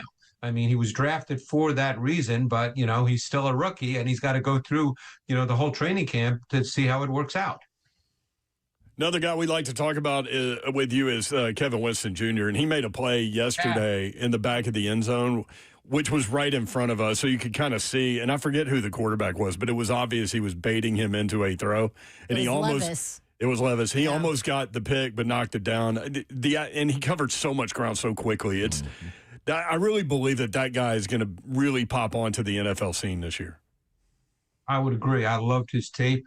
Obviously, his last year in college, he only played the first game before he got hurt and missed the season. But I thought his tape the year before was really good. I think he's a multi-dimensional safety. I think he's what you want at the safety position in the league now, because he's got size, he's got speed, he's got movement, he's physical, he's competitive. Again, until he does it, you don't know. But I think that he has everything you look for from a physical traits perspective to be a really good impact player. And I think they're counting on that. Greg Cosell, NFL Matchup, NFL Films, every Thursday. Greg, great stuff, man. Enjoyed talking about the Titans defense and all of those things with you today. Yeah, it should be fun to watch. They'll be fun to watch develop. Whenever it's a new system, sometimes it can take time, but there's a lot of good players on that defense, guys. It's going to be interesting defense to watch as the season progresses. Thank you, Cosell. Have a great weekend. All right, guys. Appreciate it. Thanks so much. Greg Cosell, at Greg Cosell on X, must follow. Got to follow. Some good stuff there on the defense. Just a lot of things today with regard to the defense. And again, Solid, kind of talking about his philosophy about rotating tons of defensive linemen in and out, making sure you're getting the max ability out of each guy, and not a lot to do. Just get up the field, control your gaps. You don't have to worry about pass drops. And I mean, Femi's the first guy you think about, like what a change that is. And when Jermaine Johnson says, I'm a perfect fit for this defense, this defense is a perfect fit for me. I wonder if Femi gets down that path. Yeah. I think it guys feeding off of each other and the competition of getting to the quarterback. I think you're gonna see it. I see a lot of times with the defensive line sprinting out there. Like, this is small stuff though, but the details is where you can tell what kind of bunch you got. The guys, when they change and go back to 11-on-11, go from the individual drills, the defensive line a lot of times is racing out there to see who's the first person touching the ball. That's spotted already. So little things like that, it's like, yeah, okay. I see where y'all at. Like, you know what I mean? Especially right now, excitement to be back and everything. But as this carries over, this is, Coach hit it on the head. It's going to be interesting to watch them, see how it shakes out. It's going to be fun. Watch them develop. Speaking of all of that, Jermaine Johnson met with the media after practice today, and he talked about the defensive line's mindset. Honestly, they don't know what's coming when we get pads on. But we say that in the best way possible. We're just eager to really play this front the right way, and you can only do that with pads on. So we're just very excited. Pads come on next week. Okay. Again, Teron Davenport saying J.C. Latham should be on the field on Saturday for the practice session that day. So we saw him running around. He had to run and walk around all three fields. That's right. Just being out there sometime. That is a huge man. Big old dude. I mean, big massive dude right there. That's why I asked Ramon if he thought he was in shape. Yeah, that's it don't look sick and flabby. Like, he's just a big ball of mass. So gotta see him get out there and push people around. Yeah. Like I asked Isaiah Spears, did he see any grizzly bears when he was hiking in Colorado? I mean, that dude is a grizzly bear. Need to protect. There are lots of lists this time of year. I've got several for you when we come back. Are they dumb? The Massey ratings, top 25 Tennessee high school football teams. Got some That's local not dumb. teams in the area that are on that list. From Baseball America, top 10 college baseball transfer classes. Oh, I know who's number one on that. 9 of the 10 are SEC schools. Babs What? is so for this. Who cares? Top cares? 10. I care. I care. Who cares? You know It's what? July 30th. It's the second day of training camp. It's 40 seconds, Babs. 40 seconds. Unless you keep going. Then it'll turn into a thing. Lots of people listening or have your opinion there, but we'll roll through it quickly. My thing was 9 of the 10 are SEC. Like, Who gives a? It's gone. And number one won't surprise you. listen to you. Top 10 throw power from Madden 27. Oh, great. Number 1 is going to shock you Love and that. not shock Yeah. you at the same time. Love the batting rating stuff. That's awesome. We'll do all that quickly when we come back. 3HL 1045 The Zone.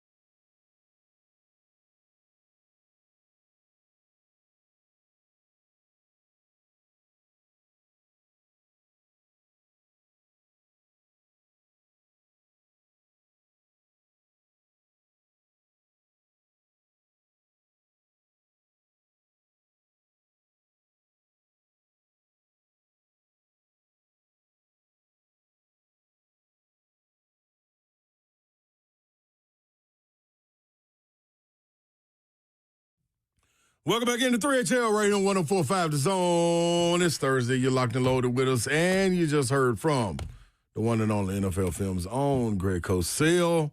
Give you a little breakdown of how or what is expected of this front line, this defense, guys long and rangy like that. The list goes on and on from guys that you heard from. Who do we leave off from, Zeph, talking about we wanted to hear from? Or can I just take it where I want to? I mean, you can do whatever you want. I can do whatever I want to. Let's go with... This is the sleigh ride This is the sleigh ride. I like it. Jermaine Johnson on learning technique and solid system. What about that? What number is that? That's number 18. Thank you, Zeph. Oh, see. You know, My bad. I ain't used to that part. My fault. I got to give you a little heads up. I got you. All right, number 18. Yep. You want to set it up again? This is Jermaine Johnson on learning technique and solid system. As we hear from Cosell talking about guys that are kind of tailored for this, here's one of them himself. 100%. I remember coming in as a rookie into the system, and I mean, more often than not, college guys are kind of taught to read and stuff like this. This is the complete opposite. So it's definitely a lot to learn. It's, technique and everything. Like, you are running off the ball, sprinting off the ball, and that's just, it's kind of a little bit of a learning hurdle for some people. I know it was for me, but once you get it, it's definitely, I think it's the best front, the best style of playing football. Keep it simple. That's what you were saying. Dude, like, it makes it simple for the people behind you watching you. They have a job to do, but they only can do their job if you do yours, and yours is attack. What else you looking for? Let's go. What about his skill set? What about number 19 stuff? Let's play 19 stuff. The kind of tenacity and effort-like play that's uncommon. And not to mention, the talent and stuff like that. But I'm big on the intangibles. Like, it's the NFL. Everybody has talent. Everybody is physically gifted. But what can you do that separates you? And a lot of times that's the intangibles, the effort, the passion, and the violence. Can't really teach that. And if you have it, you have it. If you don't, you don't. And that's why this style of play, this defense is not for everybody. But I know we got the right guys, not only in the room, but on the team, on the defense, to play this style. What makes this defense the style for you? I was made for this defense. This defense was made for me, and I'm just happy to be in it. I love it. A lot of talk about fast and violent, and he just mentioned that. Here's Jermaine Johnson talking about what fast and violent means. So, I mean, just speaking D-line individual, the first drill we're doing is running as fast as we can off the ball and hitting the bag, because that's essentially what every play has to look like for us. And the premise of that is we make the offense adjust to us in terms of the D-line. They got to figure out a way to block us, not the other way around. And there's nothing else I'd rather be in, because when you're holding that kind of power, it's a lot of fun to play in. But then again, like I said, you need the right people to be able to play that, and I know that we do. We ain't worried about them. They better worry about us. I like that. I like that mindset right there. I don't care what they doing, who they got, what they got, when they doing it. But you know what the constant is going to be? Us applying pressure. Give me some more of it. I love it. Absolutely love it. And, we used to tell our little baseball dudes, like, they'd come up against some team that was really good in the tournament. I'm like, y'all good too. Yeah. You're here too. Yeah. Like, don't worry about playing that. They got to play y'all. And so what you gonna do? I love that mindset. Yeah, what you going to do with your opportunity? Yeah, stand up or fall. Man. Jermaine Johnson talking about solid guys helping accelerate the scheme curve. It definitely helps having guys that, have been with Coach Saleh before and in the system, but more than anything, this front starts with a mindset. And like I said, everybody in that room has the same mindset. And if you don't, you will stick out very, very, very quickly. I just know we're all excited. We're all very excited to get those pads on and really put this defense on for a show. Dog, when they gear up, that's gonna be interesting to watch the first. Like, what's the word? The shock that happens to the offense, like shock and awe when them go, when they like put the pads on. Like, oh wait, okay, all right, I see, all right, now let's get up to speed, y'all. I thought we were just playing around. Yeah, offense gonna have to come with it. I can't wait to see their response. This is good for them. Mm-hmm.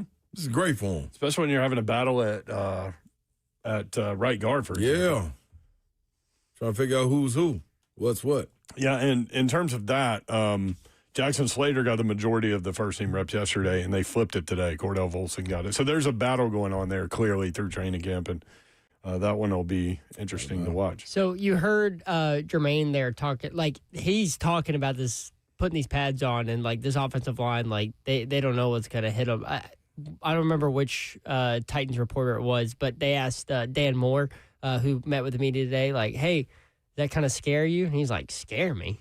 No.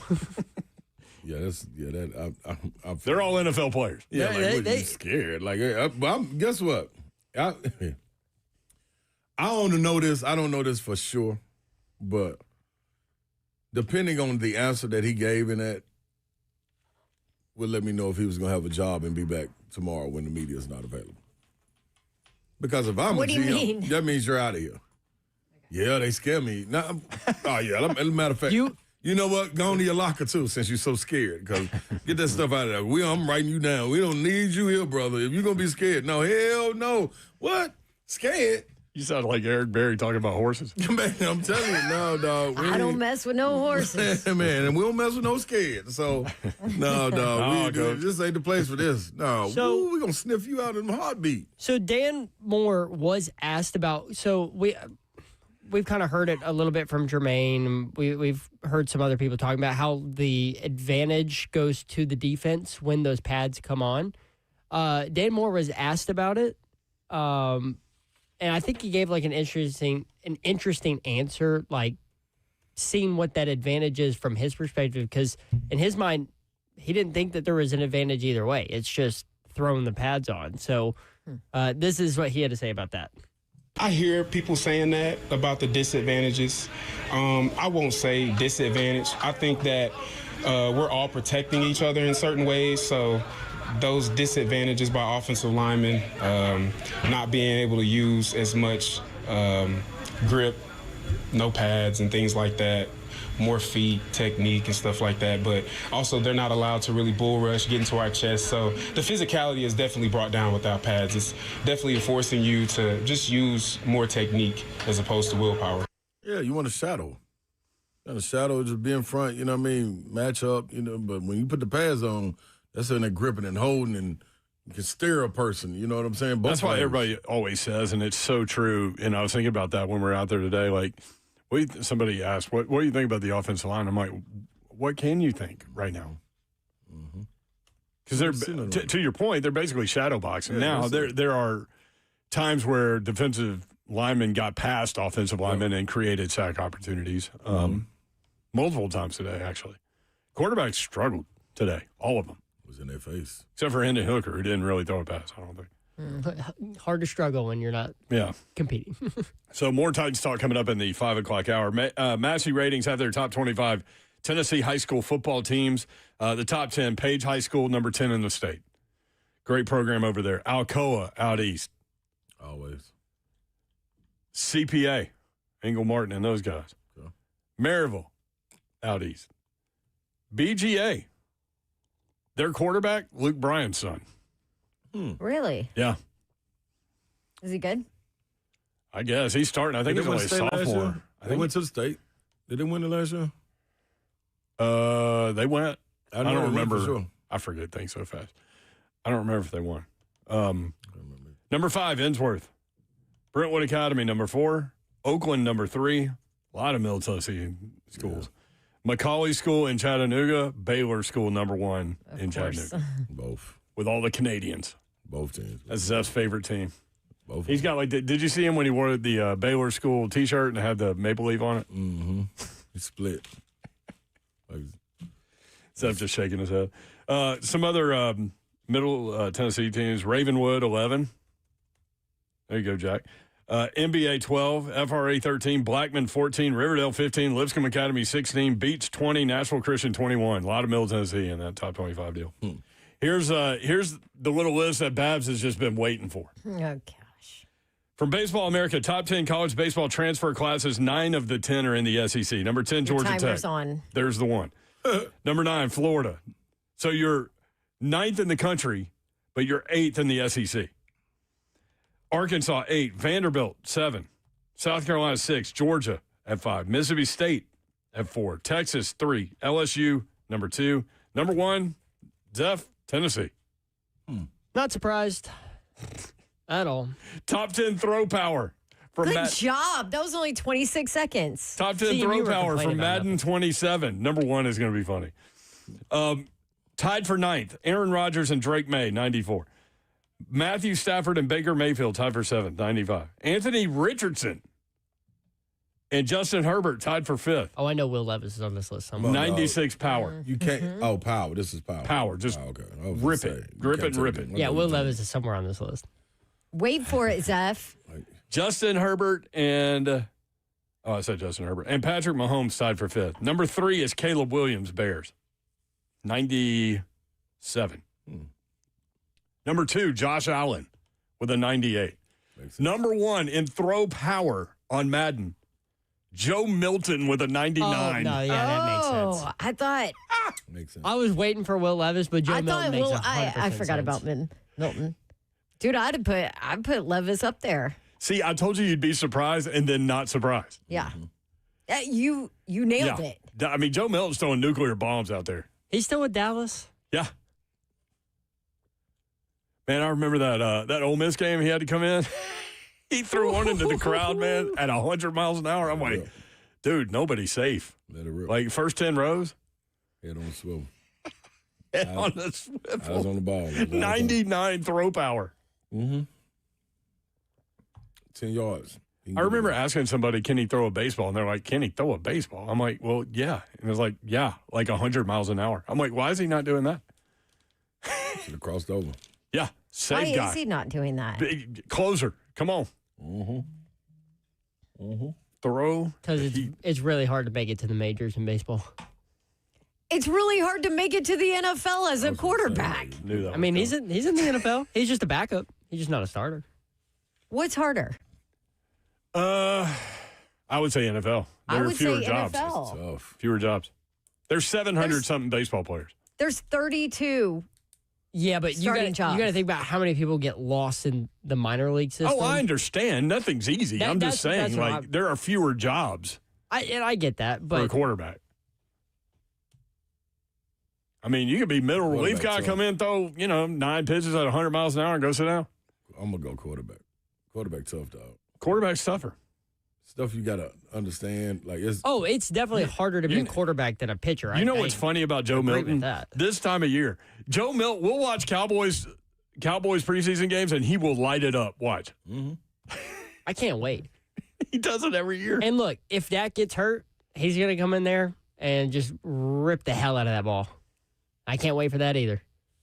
Man, I loved our Super Bowl conversation with him and Hendon Hooker at the same time. That was great. And they were so real with, like, that quarterback battle. And, like, Milton got hurt. And then he was, like, watching Hooker, and he's like, yay, team, but damn. Yeah.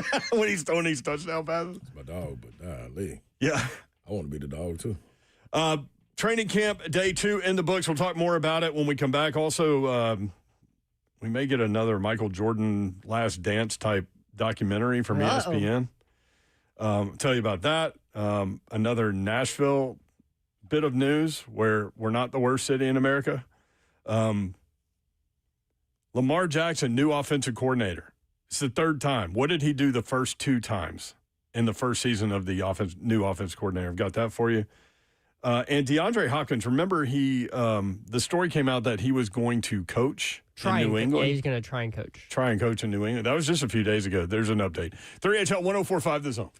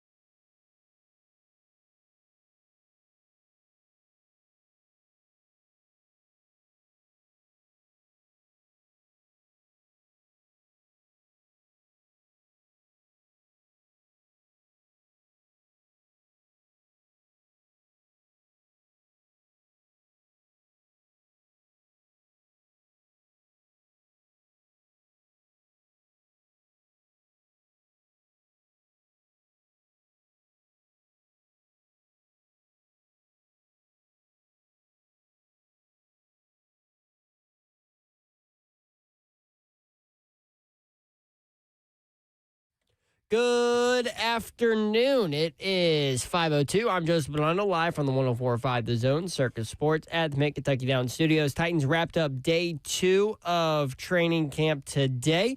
J.C. Latham was activated off the PUP list and was back out on the field working in. Mitch Trubisky, who missed day 1 with some tightness, was also out there. And so was Calvin Ridley, who missed yesterday in day 1 with a stomach bug. In NFL news today, the Saints have given wide receiver Chris Olave a 4-year extension worth up to $132 million. That includes $90 million guaranteed, according to Adam Schefter. Another NFL news, former Vol wide receiver Chris Brazzell will miss the entire 2026 season for the Panthers with an LCL tear that will require surgery that'll end his year. For your foundation repair, waterproofing needs, you need to visit USSTN.com. Breaking news at once on your home for the Titans and Vols. This is 104.5 The Zone.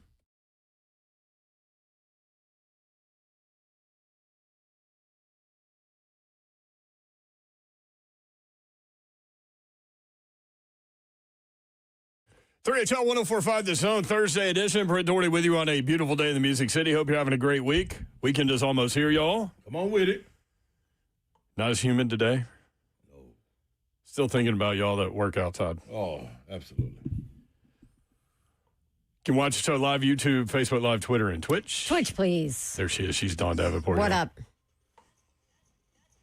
That's right. It is bunk. Happy Thursday, y'all. Let's go. By the way, it's tax-free weekend this weekend. Uh-oh. Really? I didn't even know that. For back-to-school shopping? There's about to be a bunch of boxes at Dawn's house. No, I'm out. I'm out. I am. So I've tried to go shopping for my bonus son like a million times. And every time he's like, no, I'm good. I don't need anything. No, I'm good. I don't need anything. I'm like, yes, you do. You need clothes for school. He's like, nah. So then whenever I'm out, if I see something that I'm like, okay, this is cool or whatever, I'll text him a picture and I'll be like, hey, do you like this? Nah. No. Nope. Meh. I never get a yes. I'm like, what do you like? You said I told you I was cool. I don't like nothing. Any other parents out there have that issue? Why does that frustrate you? He's saving you money. I know, but guess what? It's not going to save me. Irritation. When a week into school, he's going to be like, I don't have anything to wear. Mm-hmm. Well, that's when you send him down and be like, well, that's on you. I tried. Now that's when I send him to his mom's. You pull the receipt out. I tried. All right. Go get clothes at your mom's then. It's like dog is here. I'm in the building. Better be ready. In the building. Car. It's time. Dawn, how was the women in sports event? It was great. The pictures look great. Yeah, it was awesome. Great turnout. Awesome. Third and home over at people, good insight, lots of honesty, vulnerability, talking about pivots throughout careers, and it was really good. So thanks to Playmakers for allowing me to host and meet some fabulous women, which, by the way, shout out to, on Instagram, it's Grace CC Bones. Okay. But Chris, shout out to her and her sweet daughter. Got to meet them. They listened to the show. Oh, cool. Yeah. So There lots you of fabulous listeners. Like that. We have a lot of female listeners. And Yeah, we do. They're kind of badasses. Yes, they are. I love it.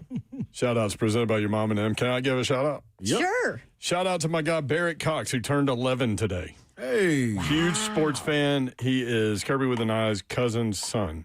So that makes him a cousin. 11. But he's a great kid, and he loves watching the show every once in a while. So Well, good. he actually called into Peter Burns and them and asked a question. I forget what the question was, but Peter was like, great call, Barrett. Good job. And I was like, oh, man, that's awesome. Barrett getting love. Yeah. Well, now he's got to call in I got a here. shout out too. Shout out to Chris Olave, who just got paid. Saints are signing him to a 4-year extension worth up to $132 million, including $90 million guaranteed. Okay. These Ohio State dudes, man. What is this, year 4 for him, 5? Hey, good question. Darn, it seemed like he just got to New Orleans. Well, good question. In the meantime, let me give a shout out to Coach In T. between time. Peace. Coach T birthday, man. Big Happy shout out to birthday, Coach. Mhm. Birthday, Coach T. Yeah, holding it down. Man, I thought he just There you got go. there. Zeph, you got any shout outs? What are you doing back there? I don't. This Sorry. will be year Jack 5. Shadow have any shout That outs? was so fast. Yeah, we need to get Shadow Jack back in here. He says he wants to shout out himself, which I respect. Oh, that is. Oh, boy, Jack. He's job shadowed the last 3 days, and today's the last day. Yes. And he shouted himself out. I mean, I can dig it. this will be year 5 for Chris Olave. Last year, he played in 16 of the 17 games, caught 100 balls for 1,163 yards and 9 touchdowns. That'll do it. That'll get you a With bag. a lot of that coming from a rookie quarterback. That'll get you a bag. How long does Justin Jefferson stay out there? Right. Like, oh, you're really asking? No, yeah, you're wrong. I think like this is something I really want to know because, like, he got to get on the chopping block in a minute because he's not flourishing out there, man. Like, that's too much talent to just be sitting there. Right. Oh, and this year, man, Kyler Murray's your best option. That's what I'm trying to tell you. Now you see what I'm talking about, where I'm coming from. He is going into year 7. Murray or Justin Jettas? Justin Jefferson. Going into year 7, he caught 84 balls for 1,048 yards and 2 touchdowns last year. Only 2 touchdowns. He's been over 1,000 yards in each of his first 6 seasons. Dude. Does he kind of feel like He had 1,809 yards in 2022. It's about slanging that rock to him. Doesn't it kind of feel like he hasn't been like the diva wide receiver like that we're used to with everything he's gone through, not having a consistent quarterback. He's been good. Yeah. But I mean, like, it feels like he hasn't made a stink in the media. Like, he hasn't done any of that. I think he had one where, before his first contract extension, I think he had I'm going to sit out until I get it. And then he got paid and then he was right back there. But he's been I never get mad about a guy doing that. I don't either. But he has been It's his business. he has not been that quote unquote diva that we see from that wide receiver 1 position all around the league. At all. I haven't heard anything from him. His current contract is 4 years, $140 million, with $110 in total guaranteed money. But I'm going to pull it up on Spot Track to see. I'm looking at these receivers. There's a lot of them I don't see as divas, though. Sam. JSN. Nope. Puka Nacua. No. Jamar Chase. I mean, he just give him the damn ball. Right. Amon-Ra St. Brown. Eh. That man, that's a dog. Titans could have had him. Yes. Well, a lot of teams could have. Oh, my gosh. Nico Collins? Hey, you can have almost anybody if you're willing to pay. Like, we talking about some of the top guys. No, you know I what mean the draft. Oh, yeah. Justin Jefferson? The Titans drafted another receiver right in front of Amon-Ra St. Brown. What year was I that? can't remember who it was. I but know. He named him. He named him on he was on, what's the name? What was it last year? It wasn't for quarterbacks, for receivers. Oh. The Netflix special. He named him. Oh, damn. I saw that fly by today. I need to go back and watch it. I never watched that. Yeah, he went. I never watched the receiver one. The receiver one was good. Are you thinking of the Titans wide receiver that got drafted? Titans drafted a guy right in Was front it of him. Fitzpatrick. Yep. Des Fitzpatrick. Out of Yep. Louisville. Yep. Oh, gosh. So I think some of these dudes, Tough though, break. that you think that are divas, ain't divas. These dudes, why wouldn't you give JSN the ball every time? Puka Nacua. Mm-hmm. George Pickens. They kind of do with Puka Nacua. Now, George Pickens, I ain't. Hey, George Pickens, wait a second. Jamar Chase, though, Amon-Ra Jonathan. St. Brown, Olave, Nico Collins. No, you're right. It's fewer. CeeDee Lamb It's fewer. CeeDee Lamb a dog, too. Yeah. He play hurt and everything. So the potential out on Justin Jefferson's contract is not until 2028. Damn. So he's got a ways to go unless they redo him, He just got to sit and chill. which they could. With them quarterbacks. Who are they quarterbacks? Kyler Murray and J.J. McCarthy. JJ McCarthy. They brought somebody else, Carson Wentz, back, too, I think. Carson Wentz. Exactly. Did they? Yeah. Oh, I'm because- no, almost sure. You remember because they made him play with his shoulder that was I'm almost positive. out of place last year. Justin Jefferson is 21. Oh, they're definitely redoing this one. Yes. He's $21 million against the cap this year. Next year, it's almost 50. Yeah, hell yeah. Slay. You're on Justin the, Jefferson's like, hell yeah. Slay, you're Y'all on the got one nose more. on that one. Yeah. Carson Wentz is a Viking. I know it. How about that? Like, man, dude.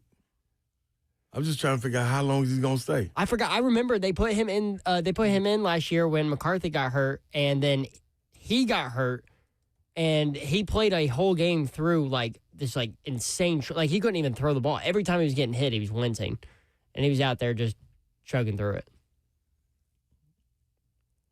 Think about it. They could still have Sam Darnold, but they decided not to pay. Carson Wentz is going to be 34 in December.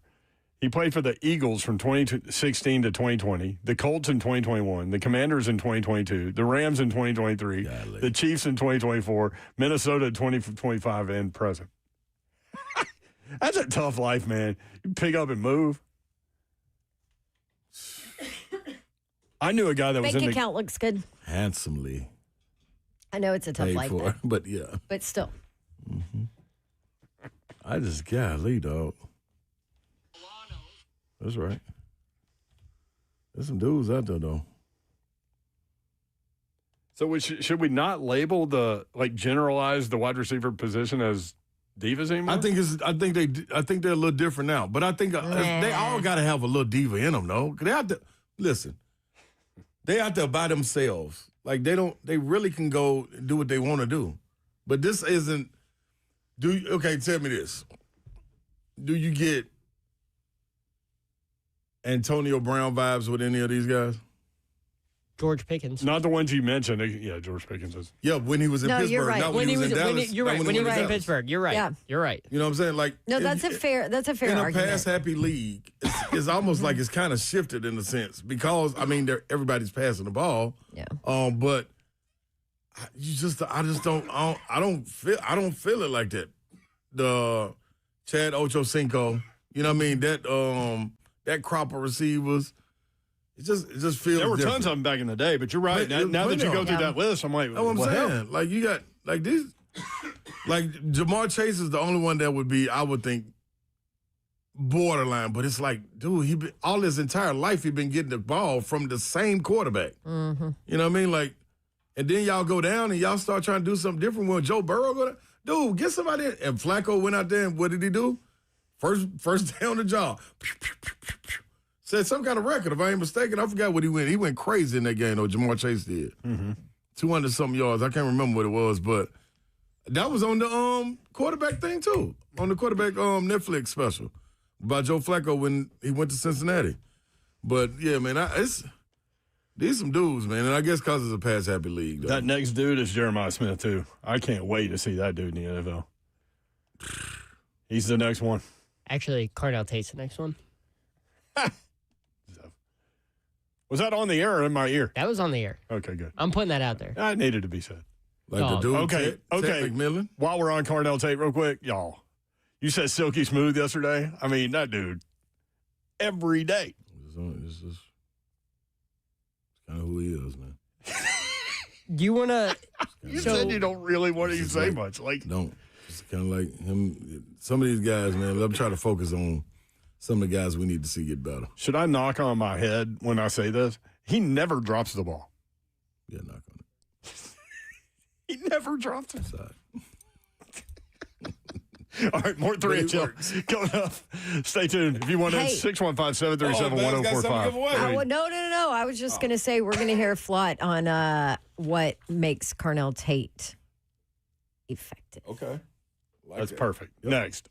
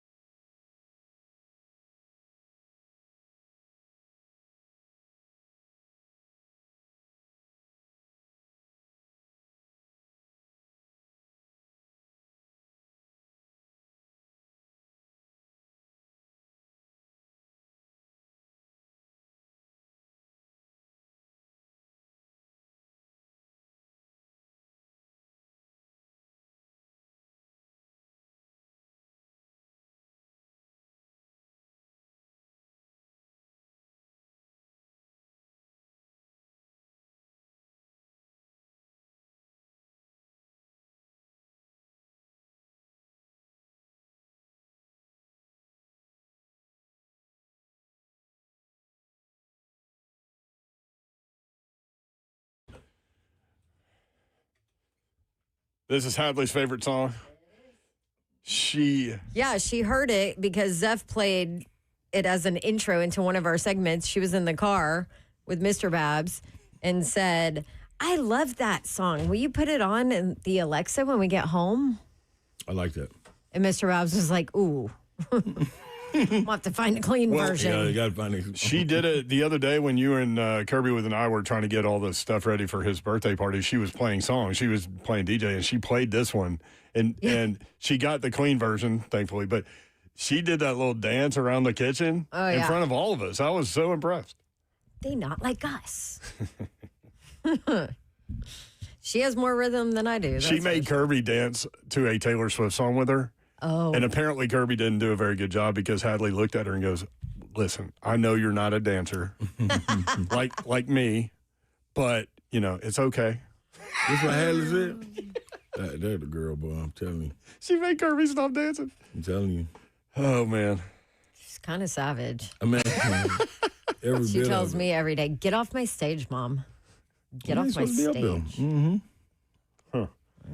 From The Athletic, LeBron James and ESPN. We'll get Flott talking about Carnell Tate. Stay tuned. You're going to want to hear that. This, not so much, maybe. But from The Athletic, LeBron James and ESPN closing in on an agreement for a behind-the-scenes documentary series that will be similar to Michael Jordan's The Last Dance. One source described the talks as being on the 1-yard line. You down? Give me all content. Give me any content. I mean, all and any. Of anybody great. I'm cool with it. Yeah. Especially on it. Like, if it fails, if it's a failure going to the championship, I want to see it. Why'd you fail? Like, who wasn't engaged? You're like, if it is, if you do figure out how to win it, what was it? Like, how did y'all divvy up everything? Like, I love all these things. Give it to me. Behind-the-scenes stuff. Man, what? I don't the like quarterback thing on Netflix was great. I can find the good in it. Being a sports lover. Like, Speaking of, did Buck ever watch the quarterback thing? He was making such a big deal. Like, he's too cool to watch it or something? I told him how stupid that was. No, but Lucas did. It's the dumbest thing ever. Lucas did finish it. What did Buck say today that I was like, that's dumb? I got to finish it. You told me to remind you what he said. Was it his article on A to Z Sports? No. It was. Oh, the offensive line? No, it was him saying, no. There's a lot of things. There's a whole list. Jeez, we're like going through it all. We need a notebook just for Buck, like things Buck says. Yeah. No. He said, he said if the quarterback doesn't have success this year, then people are going to get fired. Do you remember that? Yes. We were in the car and I was like, that's the dumbest thing. Like, I usually don't hate Buck's football takes. Like, where I go at it with Buck is his negativity and all of that, right? And sometimes I think he's dramatic, but I mean, let's be honest, he goes to the spas and gets Botox and like he's different. He's dramatic. But he's dramatic, yeah. That was a dramatic take. But that one today, I was but he said it's so matter-of-factly. Yeah. Like, yeah, if the quarterback struggles this year, like people get fired. I 1,000,000,000% disagree. I thought that was a dumb I wish y'all could see Babs and I's interaction when she gets fired up about something because she gets upset if I don't get on her level. And so she was going on and on about how bad a take that was. And she goes, Mayor, don't you think that's a bad take? And I go, yeah, Babs, that's a bad take. And she's like, okay. Like, why are you not on my level about it? And this was in the car we were listening. And I was like. There was like two different things that happened. I was like, did you hear that?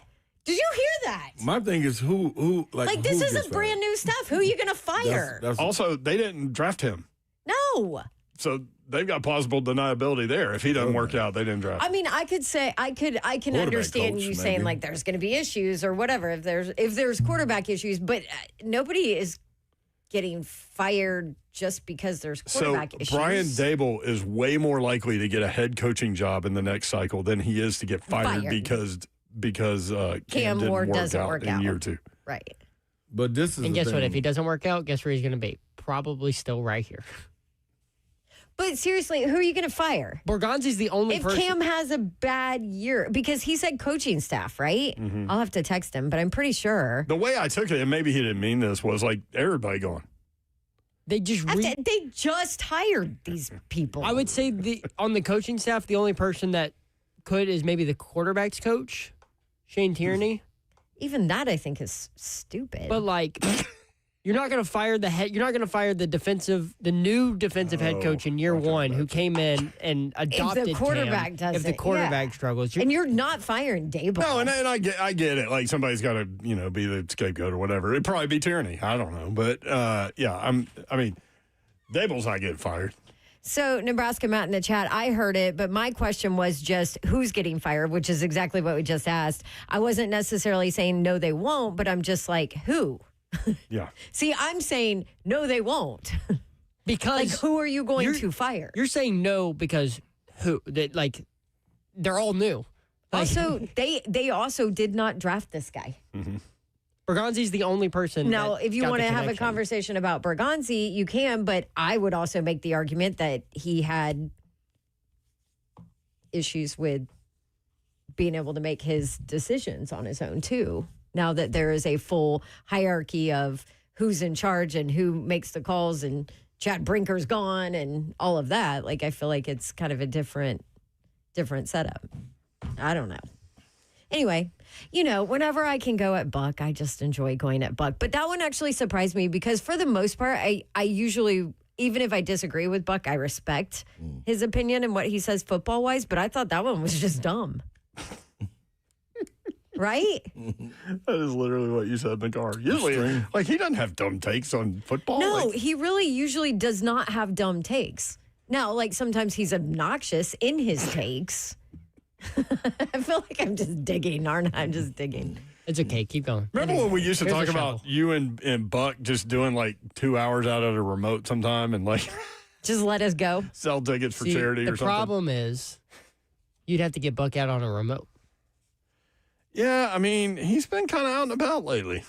Hey, call him real quick. See if we can ask him what he meant. I don't want to get yelled at. Do you want me to call him? When I call him on this phone, what do you want? What are you doing? He'll actually probably just won't answer. No, he won't answer, but I'm going to call him right now. He's funny. He's the guy that he'll text you back in 5 seconds or 4 days. Maybe 4 working days. Forwarded to voicemail. The person you're trying to reach is not available. I didn't even get one ring. That means he sent it there. You don't do not disturb. Let's try. Is he on Do Not Disturb? Is that why? Always. It's constantly. Is this what Do Not Disturb does? Your call has been forwarded to voicemail. I think. Well, let me text him. Yeah, and then skip the Do Not Disturb on it. Oh, I always skip a Do Not Disturb on his where it says so-and-so has notification silence. Do you want to notify anyway? I'm like, yeah, notify anyway. I've never not one time hit yes on that. You've never said notify anyway? Mm-mm. Oh my gosh, I have every time. Bert respects the Do Not Disturb. Dawn does not. I have no respect also, for that. credit to Bert. Bert broke some news that affects us today, and we didn't believe him necessarily because it was Bert. I mean, questionable source. And then we asked somebody with the Titans, and they were like, not officially yet. But it turned out he was right. Huh. So credit to Bert there. Ravens quarterback Lamar Jackson has a new offensive coordinator. This is interesting. This is the 3rd time in his NFL career, 9 seasons. This will be year 10, that he's had a new offensive coordinator. The other 2 times he had a new OC were Ted Monken and previous to that, Greg Roman. Okay. In year 1 with Monken, he was 13-3 as a starter. In year 1 with Roman, he was 13-2 as a starter. Both years, he won the NFL MVP with a new offensive coordinator. Oh, he's calling me back. Look at him. Should I answer it? Oh, yeah. Don't put it on speaker. Do I need to tell him that? Don't put it on speaker. Yeah, don't. Don't put it on speaker? I'm No. putting you on speaker and you're live on air, Buck. Don't do it. I'm on air? Yes. Hi. What is this? I just texted you because so we're live on air. Don't drop the F-bomb. Wonderful. Yeah. So we were talking about your take earlier about the quarterback play and all of that, and that if it was bad, that somebody's getting fired on the staff. Sure. And so I vehemently disagreed with it, and then vehemently is that the word? Yeah. Vehemently. Yeah. And so then I was like, you know what? I want to know exactly what Buck was saying because somebody was like, oh, he misspoke or he said it the wrong way. So I was like, well, let me just call him on air. And then I call you and immediately it's going to voicemail. And I'm like, this guy, did he just send me to voicemail? No. I keep my phone on Do Not Disturb so you people can't bother me. Oh, there you go. And I'm bothering you anyway. I love this interview with a cell phone. Bothered me a day in my life, Dawn. I'm at the gym, so. Oh, okay. So somebody called me, and I think Zach and Blaine got the same caller. Something to the effect of, if Cam doesn't play well, would the Titans consider signing Baker Mayfield? And I heard that. The Baker contract nonsense. So my position was, well, listen, if the quarterback crashes out that badly, that we are considering any other options in free agency and the like at the end of 2026, then somebody's getting fired. And I don't think that's, a statement, to be honest with you. Okay, so you were being, we took it there was a little way. sarcasm in there. I mean, I don't know. He drafted quarterback number 1 overall, and he sucks again. Yeah, but none of this staff was there. None of this staff drafted him. No, Dawn, the general manager. The general manager. So you weren't saying coaching. Okay, I got you. No. Okay, okay. No. If Cam sucks, I would turn around the next day at the end of the season and say that the general manager probably should be fired. Okay, all right. Well, hey, listen. Ask him everything if it's arm I day said, or leg hold day. on. Everything I said about you earlier, I apologize. You're not dumb. It wasn't a stupid take then. Like all the just ignore. You're just going to do it again in a week from now. Hey, arm, leg, or leg day? It is leg day, and it was miserable. Okay, good. That's what you need right now. Leg day. All right. There you go. Well done. All right. Goodbye, friend. Goodbye, friend. Wow. That's the first time we've done an interview with a cell phone into a microphone since Blaine's mom called on like the first day we were on the air with 3HR. I remember that. He answered the phone and held it to the microphone. So like, hey, baby. Okay, so that is much better That's context. sweet. That is awesome. much better context from Buck. That is much better context. Now, I still think it's a dumb take, but it's not like it's not like a I lost respect for him kind of take. I get it. If Cam doesn't work out this year, Bergonzi's not getting fired this year. But it could be a conversation. It'll be a check on the list. Correct. But yeah. But then I also bring up, and that was that's for a different conversation with Buck, not on a cell phone while he's at the gym. But also I bring up is this the first year that he's had is autonomy the right word? Mm-hmm. Is this full control? Is this autonomy? Okay. Yep. Autonomy sounds smarter. It's a better word. Yeah. Yeah. I feel like it's more descriptive. That's correct, though. Okay. Yep. You can watch the show live, YouTube, Facebook Live, Twitter, and Twitch. Twitch, please. Laura Knight, Babs calls it like she sees it. Always. I'm here for it. Nebraska Matt, this is gold. Joseph, Buck in trouble. This is so funny. Oh, Lord. Don't say sorry to him. Okay, Nebraska Matt said to be fair, he didn't explain it like that on air. He didn't. That's why we took it the way we That's why did. I took it how I did. But Yeah. I like that, we just cleared it all up. Good. Yep. Hey, so also Flott on Carnell Tate. That is exactly We what it's supposed to talked be. about playing this about an hour ago. No, the last segment. Okay. But here we are. Go for it, Seth. He's very smooth. He's very smooth. He's very poised in his routes. You can never tell when he's going to break down, snap down, or even track the ball. So I feel like that makes him a great player and an elite player, too. Smooth criminal. Like That's exactly what you said yesterday. Smooth. I can't find another word to describe it. There's no hitch. There's no break. There's no stutter. There's no gear up, gear down. Like it's just smooth. Either he's going or he's not going. It's like there's no ifs, ands, or buts about it. Like this is who he is. And this, honestly, right now I know it's early. It's beautiful. It's beautiful. And that's all I got to say about that. Thanks, Force. Didn't it feel like that? Yeah. And that's all I got to say about that. I was trying to think what was the next part to that. Yeah. I'm loving that movie when he was like with President Kennedy and he's like, I got to go to the bathroom. Yeah, that's that They're part. like, what did he say? Next thing for Kennedy's me. like, he said he had to go to the bathroom. That's all I got to say about that. Here's more from Cordell Flott talking about matching up with Carnell Tate. Competitive. I'm competitive throughout each and every rep. You know, we compete whether he win or I win. We talk about it after, like, what did you do here to win that rep, or what do you do here to get that edge on me to catch the ball, or vice versa, and we continue to compete.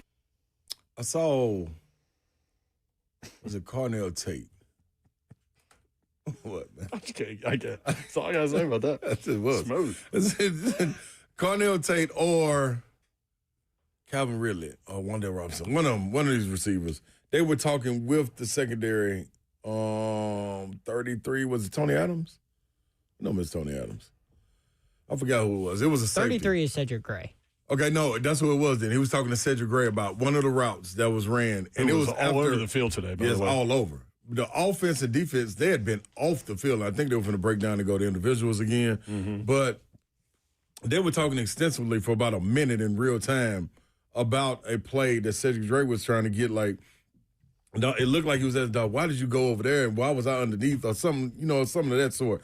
But as much as competition in USC, I think it still goes back to them helping each other. And that was a great example of it. I could have took a still shot of that, those two talking and pointing of where they were going. And this wasn't trash talk. This was really trying to figure out, well, how are you doing this on this route and where should I be? You know what I mean? Like, that was pretty dope to watch, man, when you start talking about iron sharpening iron.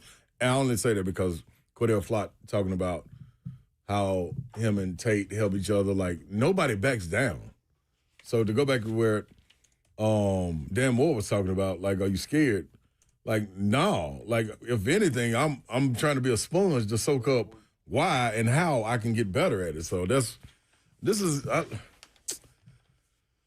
I'll be cool. I like when you get like this. That's all I got to say about that. Because I want, like, you know what I mean? I just got to be cool. I just got to be cool right now. Got to be cool for now. It looks, it's inspiring. Inspiring? Yes, I'm inspired by this team, yes. Okay, Slay Dog, okay. You're trying so hard not to get excited. No, I didn't. About him. I really am. Tempering. I really am. He's right there. I really am. Like when he was talking about the defense may be nasty this year. You're not ready to say it, and but then he you're was right like, there. Yeah. I mean, maybe. I think he's a little bit more hesitant with the offense just because what we've seen the last couple of years. But, like, we need them collectively. That's like Zach Lyons keeps coming out of here going, man, I really think the offensive line's better. Like, I didn't. And I'm like, he's trying to get us to say it. I'm like, I'm not ready, man. Like, they got pads on. It's day two. Yeah. Like, we got to battle at right guard. I don't know. What did I say today? I was like, Nope. Not going down that path. I was like, I did this the last 2 years. I don't know if last 2 years. I don't know if I'm I not have doing time it yet. today, but Dan Moore had some interesting things to say about the offensive line going to this year. So eventually, I think. Well, you know, the good news about that, Zeph, is that we have a show tomorrow. We do, but how do you define interesting? Well, listen to it, and then you can tell me if I'm dumb or not. We'll play it. Well, no, we got somewhere else. We're going somewhere else right now. I just wanted to bring it up, make sure you guys are aware. I should have told Buck that I'm going on minimal sleep, so I went scorched earth on his dumb take. Lord help us all if that fire alarm goes off or smoke detector goes off at 2 a.m. today. Y'all, I might lose my mind. But okay, it stopped at like 6 a.m. You just let it go. It'll do that to give you a break. it would come back and then But I mean, what was I going to do about it? I wasn't getting on a ladder at 2 a.m. and it hasn't done it since. I'd have found a baseball or something. Hasn't done it since. It was just warning you.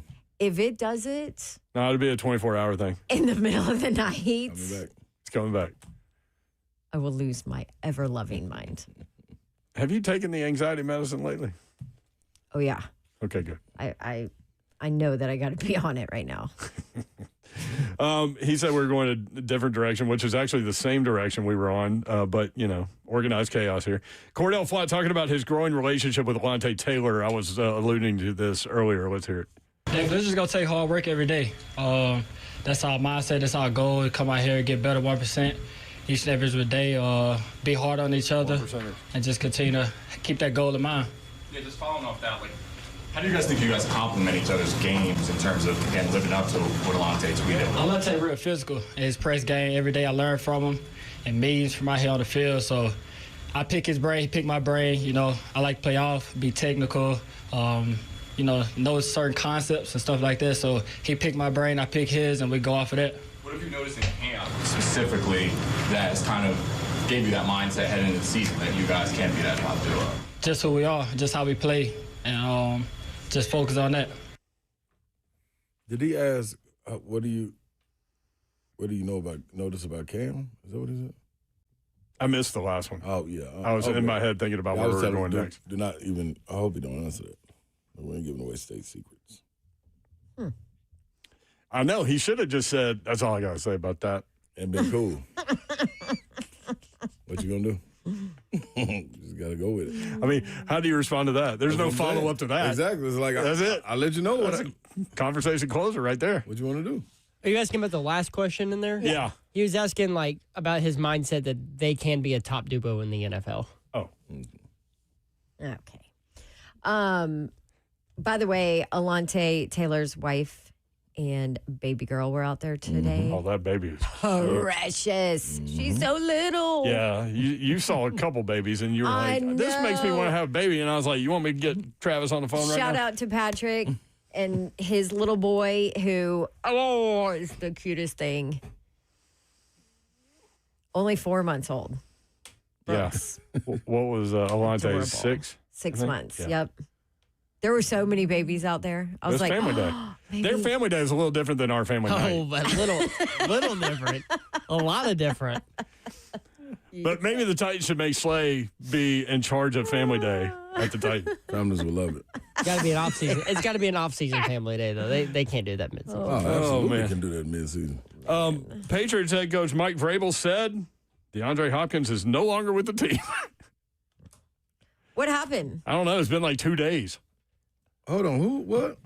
So remember, You know, he was He was coaching coaching, with yeah, like, Vrabel. He wanted to coach. Vrabel pulled him into the Patriots. but he yeah. didn't hire him. He just brought him in to just kind of like hang and like, hey, come talk to my wide receivers. Yeah, Come get a feel but for the this. story I read was that they were talking about a coaching position. or a scouting position. It was Yeah, one. It was and- one or the other. And so now today he said DeAndre Hopkins is no longer a part of the team. Huh. This world is welcome. I mean, neither am I. Yeah. You know what I mean? I just want to know what happened. Right? Like, did he decide, okay, this ain't for me? Or was it never going to be a permanent thing? Maybe he got Or an offer did they from not someone. do something right to be able to allow him to come join? Carolina might have reached out. Or, Or- yes, But yeah, what maybe if, somebody else. reached out. or- Yeah. what if he's got like a Maybe the playing staff was customer? like, oh, hell no. I think it's more likely he's got like a potential contract somewhere to go play. This Yeah, that's year. what Slay's. Yeah. Oh, to play? Yeah. Oh. I'm saying that's more I likely. think Slay's point about so if I'm a team and I have a relationship with DeAndre and I didn't know he wanted to get into coaching and I saw that story, Yeah, maybe bring I'm the him over Arizona with. Cardinals, and I'll be like, hey man, The Houston come back Texans. home. You know where to. Houston Texans, yeah.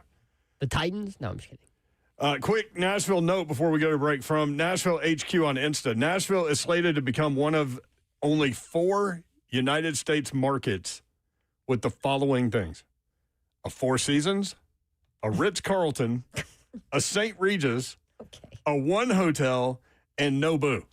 That's so random. One of only 4 cities in America with all those things. Who are the others? Vegas. Probably New York and LA. Yep. Dang.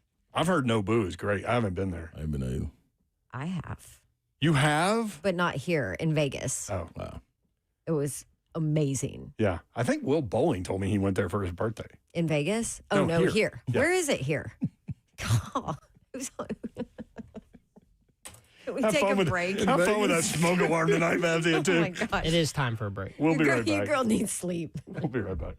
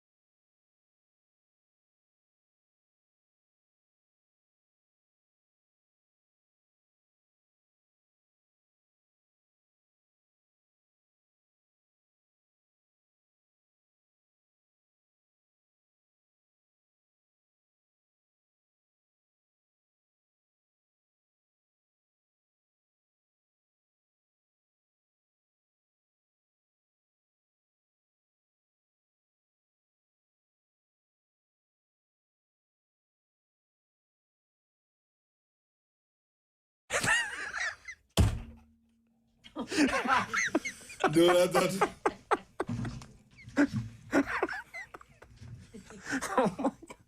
What? You got to get it together.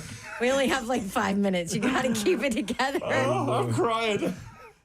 I'm crying over here. I was so amazed. Slay got his expense report done. I'm like, man, you're getting stuff done over here. Which made me think of Shiano to do, STD, Shiano to do. But I said it. And Slay got like a ghost.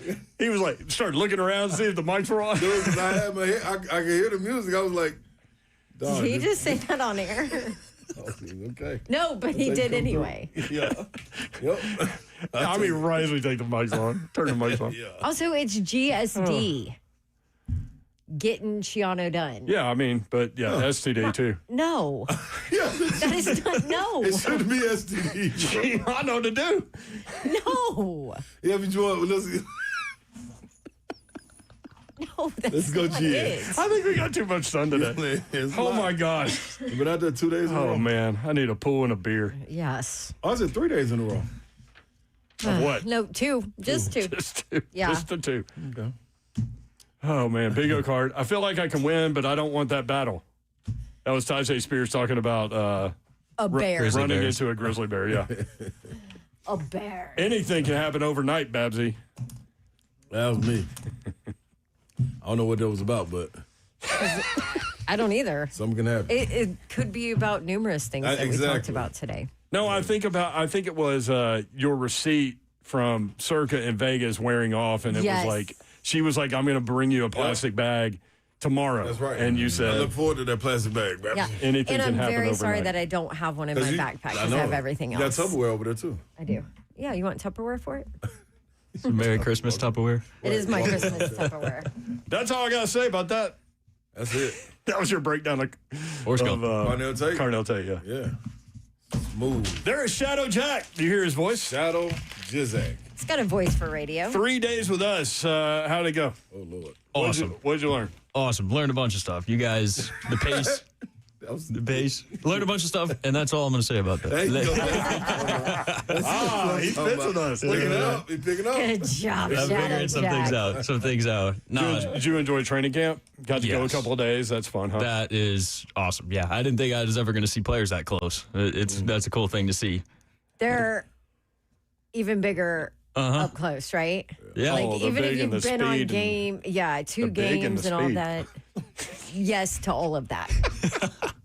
To all of that. And I had said that to you. I had asked the question because Will Levis had leaned down. STD. And I was like, he looks bigger. And you're like, no, he got smaller. Yeah, And I was I'm like, "Wow, I'm just actually, used to I seeing think him he on looks TV." leaner. Yeah, smaller is not the word. Leaner, Leaner, is, yeah. is the word. He Leaner's does the look better word. leaner. Man, Will Levis in drills looks like an NFL quarterback. I totally can see, like when he's doing drills, I totally can see NFL guy going, I can coach him up. He's going to develop, blah, blah, blah. And then he starts, pitching the ball backwards to the other team and stuff. He'll get a shot, though. Like He'll get a shot. He will. If you were creating, continue to lean on this one. If you were creating a prototype for a quarterback, he would be the model. Like size, Plus, height, he's going to arm get out out, there like in the it's- preseason and light it up. I was going to ask, is that pretty much locked, Levis, preseason? He got to get in. Yeah. Got to change that body language, though. Teams don't Yeah, like he that. does. Because 1 and 2 are Trubisky and Cam Ward. Not that order, Yes. but obviously. No, Cam and then Mitch. Yes, thank you. Also, I was talking about Will Levis because we had, discussed body language and all of that yesterday at camp. And then while we were watching today and he was running with the threes, and how many sacks did you write down for I that had 4 or Levis was 5. probably sacked? Yeah. And I was like, well, in Will Levis's defense, like he's playing with the threes. Like Not a lot of there's help. probably a little frustration there. Literally any play that he tried to do today, he was hypothetically sacked. Yeah. So I get it. Maybe that lends towards his body language. And maybe he's not like 100% trying to get out of there because he knows he's not going to get hammered. But if he was just racking them up today. They all were. Defense was flying around. Defense was great. good today. Very good and fun to watch. I'm excited. I think they might be nasty. I'm with you, Slade. Hope so. All right, so what's next? University of Tennessee? University of Tennessee, hockey season, calling those games, Tennessee Club Sports awesome. Network. Yes, sir. I'm going to be doing that. Lacrosse when it comes around, and then hopefully a successful Vols football and basketball season. That's right. There you go. Let's do it.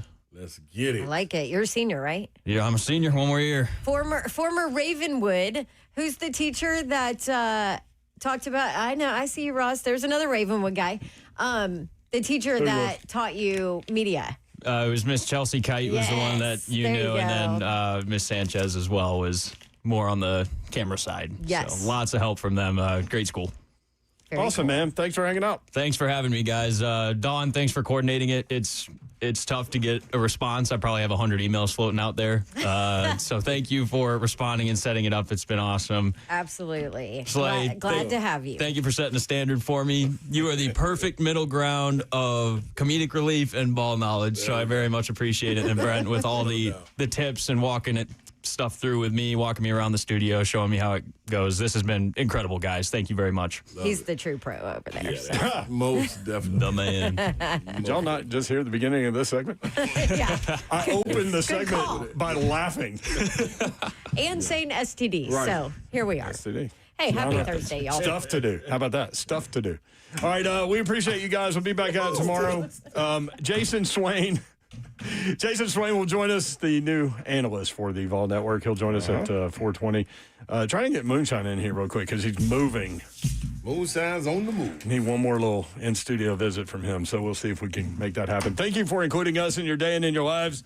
We do not take that for granted, nor do we take that lightly. Hopefully we were able to put a smile on your face at some point. 3HL is most certainly organized chaos.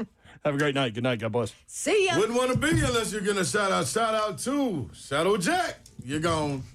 Go Balls, baby. Come on. You better know it.